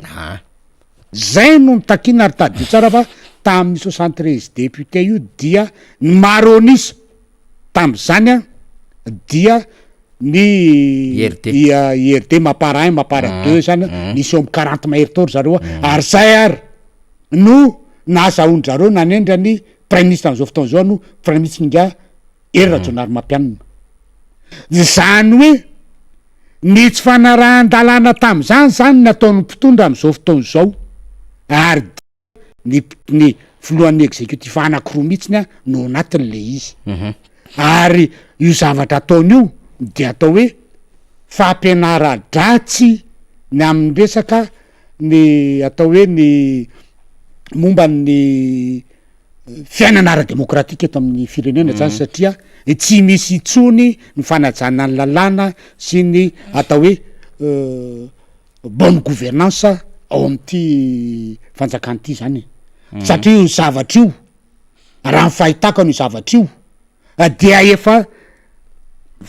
ny influence sahady zay minitsy andreo solombavam-bahoaka izay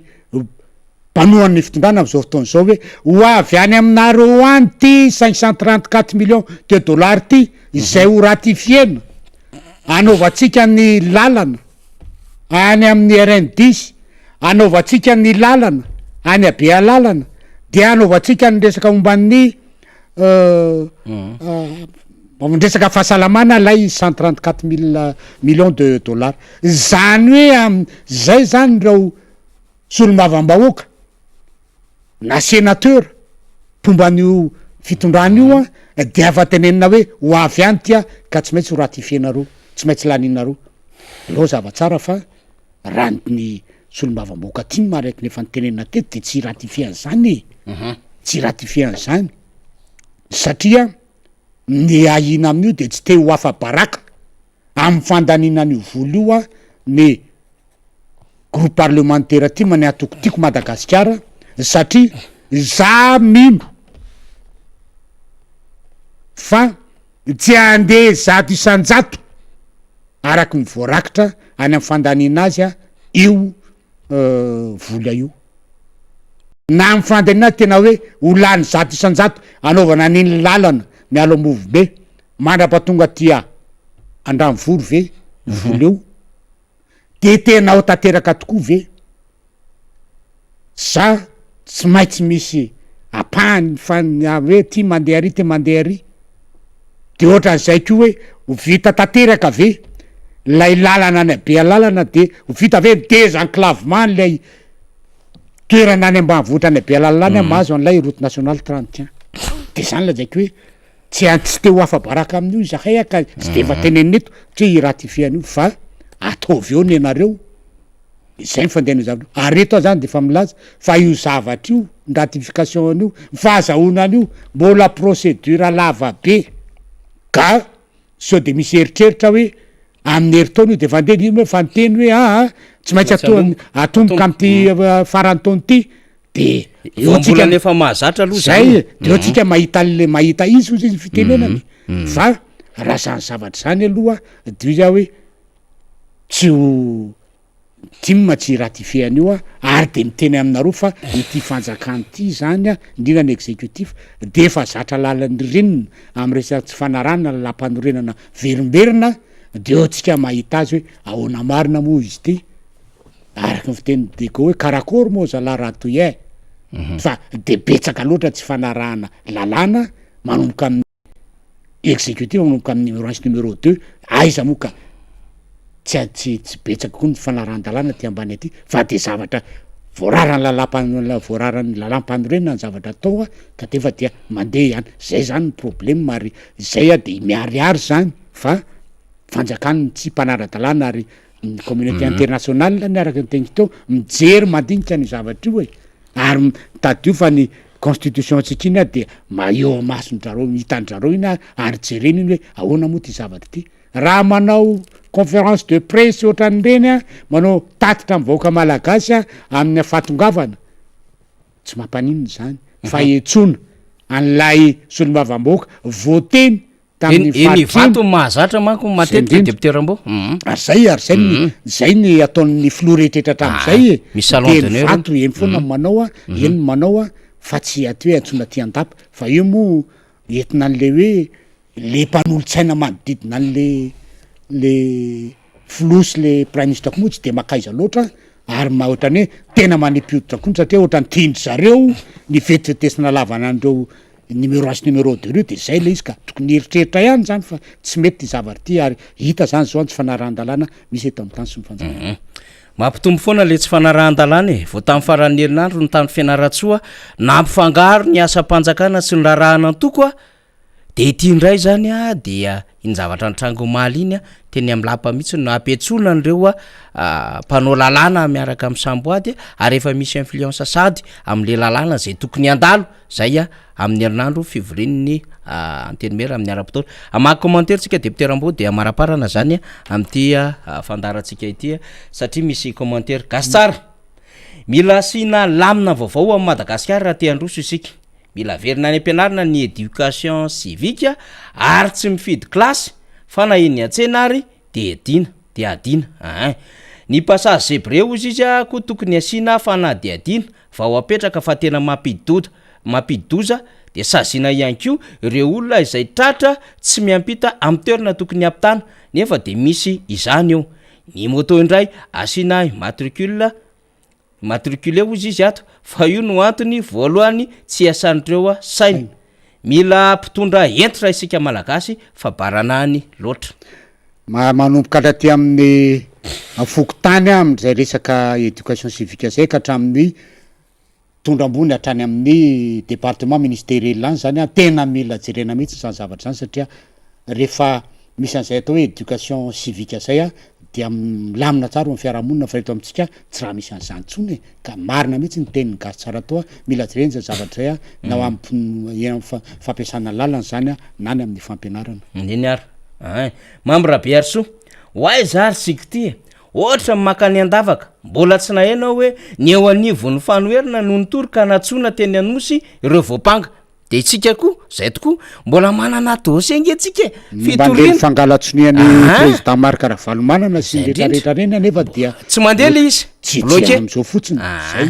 serasera madany vaovao androany isan'ireo pejy Facebook tena pitory indrindra nefa dia tsy misy toeny ireo pejy ireo de ny ministra ny tompony ary tena mamafylainga sy mpanelitsao ikuizana mihitsy zay zany fomba fijery mamy rabe arso azy teo fa raha sora barilala re ny filoha milaza azy ho demokraty nefa mbojatovy lasa parka botanika raha tena resaka demokrasia no antony 2009 dia nanitsy aninainandretsitoany izy ary nilaza fa tsy parky io fa kianja ny demokrasia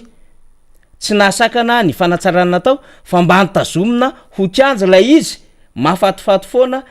ay matimaty zay ny tena marina an'izy ity matimaty foana lay mitolona tamin'ny 2009 ary zay tokoa ny rainy demokrasia sy tela ny président Zafy finosina ao anatin'io ao anatiny eo ary kianja io mitokamoninao izy tena mampalahelo izy reriny eo ary ny problème am'teny de zao hoe io kianja ny demokrasia de zavatra tsotra be kianja fatahorana ny demokrasia ny tena izy satria no tonga teo izy de tsy navelanao tsony ny olona rehefa taky an'izany demokrasia zany fa de natao kianja fatahorana ny demokrasia zany raha am'izao fotoana zao ny zava-misy ka izy amono nanao an'io de alao izy eritreritra am'izany fitondrana am'izao fotoana zao fa tsy eny ary sitrakerika isan'ireo nanongana any Ravalomanana ny olona atao kaikinay niasa tamin'izao ny France, izy tamin'izany nivady mpanjaitra ao an-trano. Nimezany mihitsy zahay hoe nionga ny ravalomanana ary orakoraka rehefa mandalo ny ato an-trano. Am'izay tsy mahajery ny olona ato aminay intsony. Lasa manasa lambanay le vadiny de mba apresahako fa tena tsapako manenina tongotra matanana. Aza manendy dresy fa zao alaiva izy araka amitsika hitarika namany araka amitsika ametrahatsika amerenantsika filomarika ravalomanana indray eo amin'ny fitondrana ny tany sy mifanjakana amin'ny 2023. Aza manendy dresy zany fa tsika tsy mitovy sainana amin'ny olona am'izao fotoana ka manendy dresy fa tsovy izy araka amitsika ampifantaro azy marina sy lalana tokony ale. Eny ary. Député Ramboa, lavalava ny adevitsika teo amarantsika everiko fa mbola misy teny kely tsipitsipy teny kely ho antsipinao ho an'ny mpanaraka atsika akoatran'ny fisaorana zany de raha ohatra ka tsy misy mifivana sy mifandamina indrindrandrindra fangatahana amin'ny ao ambony de mbola hiaraka aminao eto indray amin'ny herinan'io. Ya amaranako alizy angamba dia ho atsika eo amin'ny boribory tany faefatra de vita zany ny hoe redynamisation anteny amin'ny fokotany tsara faritra zay fokotany faharoa amby telopolo ety amin'ny boribory tany faefatra ary dia lansoma tsara moa zany ngay rakotony rina mamitina zay filohan'ny fokotinma miaraka amindreo mpiaradia amin'ny membre ambrao enina mianadamianaka fa dia mirary fombiazana tanteraka ho anareo ary tady tsara fa ny mahafilohan'ny fokotinma zany dia mitady andraikitra ngeza be ary indrindrindrindra ny fijerena ny mpitrambanao amin'ny atoko ary fanabeazam-bo sy ny fampitomboana nisan'ny mpitrambanao amin'ny atoko amin'iny faritriny hoan'ny retrarehetra ny bron fokotinma rehetra eto amin'ny boribory tamy faefatra dia aza dimy mitoromaritra ho anareo mpitrambanao amin'ny CLRE amin'ny isaky ny fokotany zany mba hijery zany entanany olona ny amin'ny resaka fijerena ny listy ny mpifidy any amin'ny bron-pokotany any adidinareo zany ka anjaranareo no mitetin'ny secteur mampatsiahy ny chef secteur atsika rehetrrehetra eny amin'ny fokotany iny amin'ny fanentanana ny olona hijery ny anarana sy ny fanentanana namana isoratra amin'ny listy mpifidy any amin'ny fokotany any mbola manana hatramin'ny ty volanty tsika ijerena an'le izy ary manantsika anaovana zany hatramin'ny volana amin'ny taona 2023 volana may angamby izay raha fitenin'ndrareo to amin'ny senia tamin'ny vaovaomaly fa dia tany zany tsika hijery an'izay ary tady io tsara fa fahatongavatsika marobe misoratra anarana ka ao isika mpikambana sy mpanoana ny filomarika ravalomanana mpanoana ny timma fahatongavatsika mifidy nampiveriny indray amin'ny filomarika ravalomanana eo amin'ny fitondrana mba ilana am'izao atao hoe fahorina sy tena fahantrana mahazo atsika malagasy zao ka dia manentana zany andray an'zany andraikitra zany itsika fa isika any amin'ny fotony ny tena mahita an'zany zavatra zany manarak'izay de miantso ny ministry ny angovo sy ny eo amin'ny commune urbaine Tananarivo fa dia tena mijaly tompoko ny any amin'ny fokotany ka de miantso anareo ny amin'ny resaka jiro fanazavana fa ny rinona zao efa ho natiny tsika efa amin'ny dimy sasany de efa maizina ny andro de tena mijaly ireo mpiasa mody ireo mpianatra satria dia feno mpanendaka eran'ny elakelan-trano noho ny famaizinana dadio fa reny olona reny dia mandovola any amin'ny jirama ary ao anatin' zany facture alohan'ny olona amin'ny jirama zany de misy tamberina tokony ataon'ny nareo amin'ny fanazavana ny elakelan-trano ka eto de miantso anareo zany am'zay zavatra zay fa tomponantoka anareo raha sanatriny zany ka mitombony tsy fandripahalemana betsaka ny olona maratra betsaka ny olona maty eny amin'ny na ny olona clemaina eny amin'ny elakelan-trano rehetrarehetra eny noho ny fandraisinareo andraikitra amin'ny resaka fanazavana ny tanàna ka izay zany de atsipy aminareo zany zay iteny zay fa tsy eo amin'ny fokotany tsy eto amin'ny boribory tamy faefatrany fa eran'Antananarivo mihitsiny a de mila an'zay fanazavan'zay amasolo-bava moka ny tena dia tsy teny eto amin'ny boribory tany faefatra fotsiny a fa miteny momba n'Antananarivo ray manontolo momba an'zay zay angamba ny androany faniry ary tsy atao lava ntsony fa araky ny fitenenina hoe raha lavany ahatra veriny soa raha lava ny teny veriny soa fa dia ampy tsakotsakonsika tsara zay androany zay a ary dia misaotra atsika rehetra naharitra ny aino hatramin'ny farany ary ireny atao hoe commentaire teneninareo avoakanareo reny dia mameanainy atao hoe encouragement hiteny sy hijery ny zava-misy a ary ampitanareo any vaovao marina ka dia makasitraka anareo rehetra ary dia manao ny veloma mahadinidinika indray misaotra tompokolahy makasitraka tompokolahy eny ary de misaotra ny député colonel Rambotsika amin'ny fandarantsika manaraka tsika mbola hosotomontsika ihany satria manakambara be tsika amin'io resaka findramam-bola io zay miainga avy tamin'ny valandresaka ho an'ny mpanao gazety nataon'ny filoha tsampy moa zany le fotoana androany tsika koa tsy maintsy manome voninahitra am'ireo vahiny satria nisy namana avy Anosy Alambotra Atsimo mitaraina dia tsy maintsy nakaritsika teto ry zareo a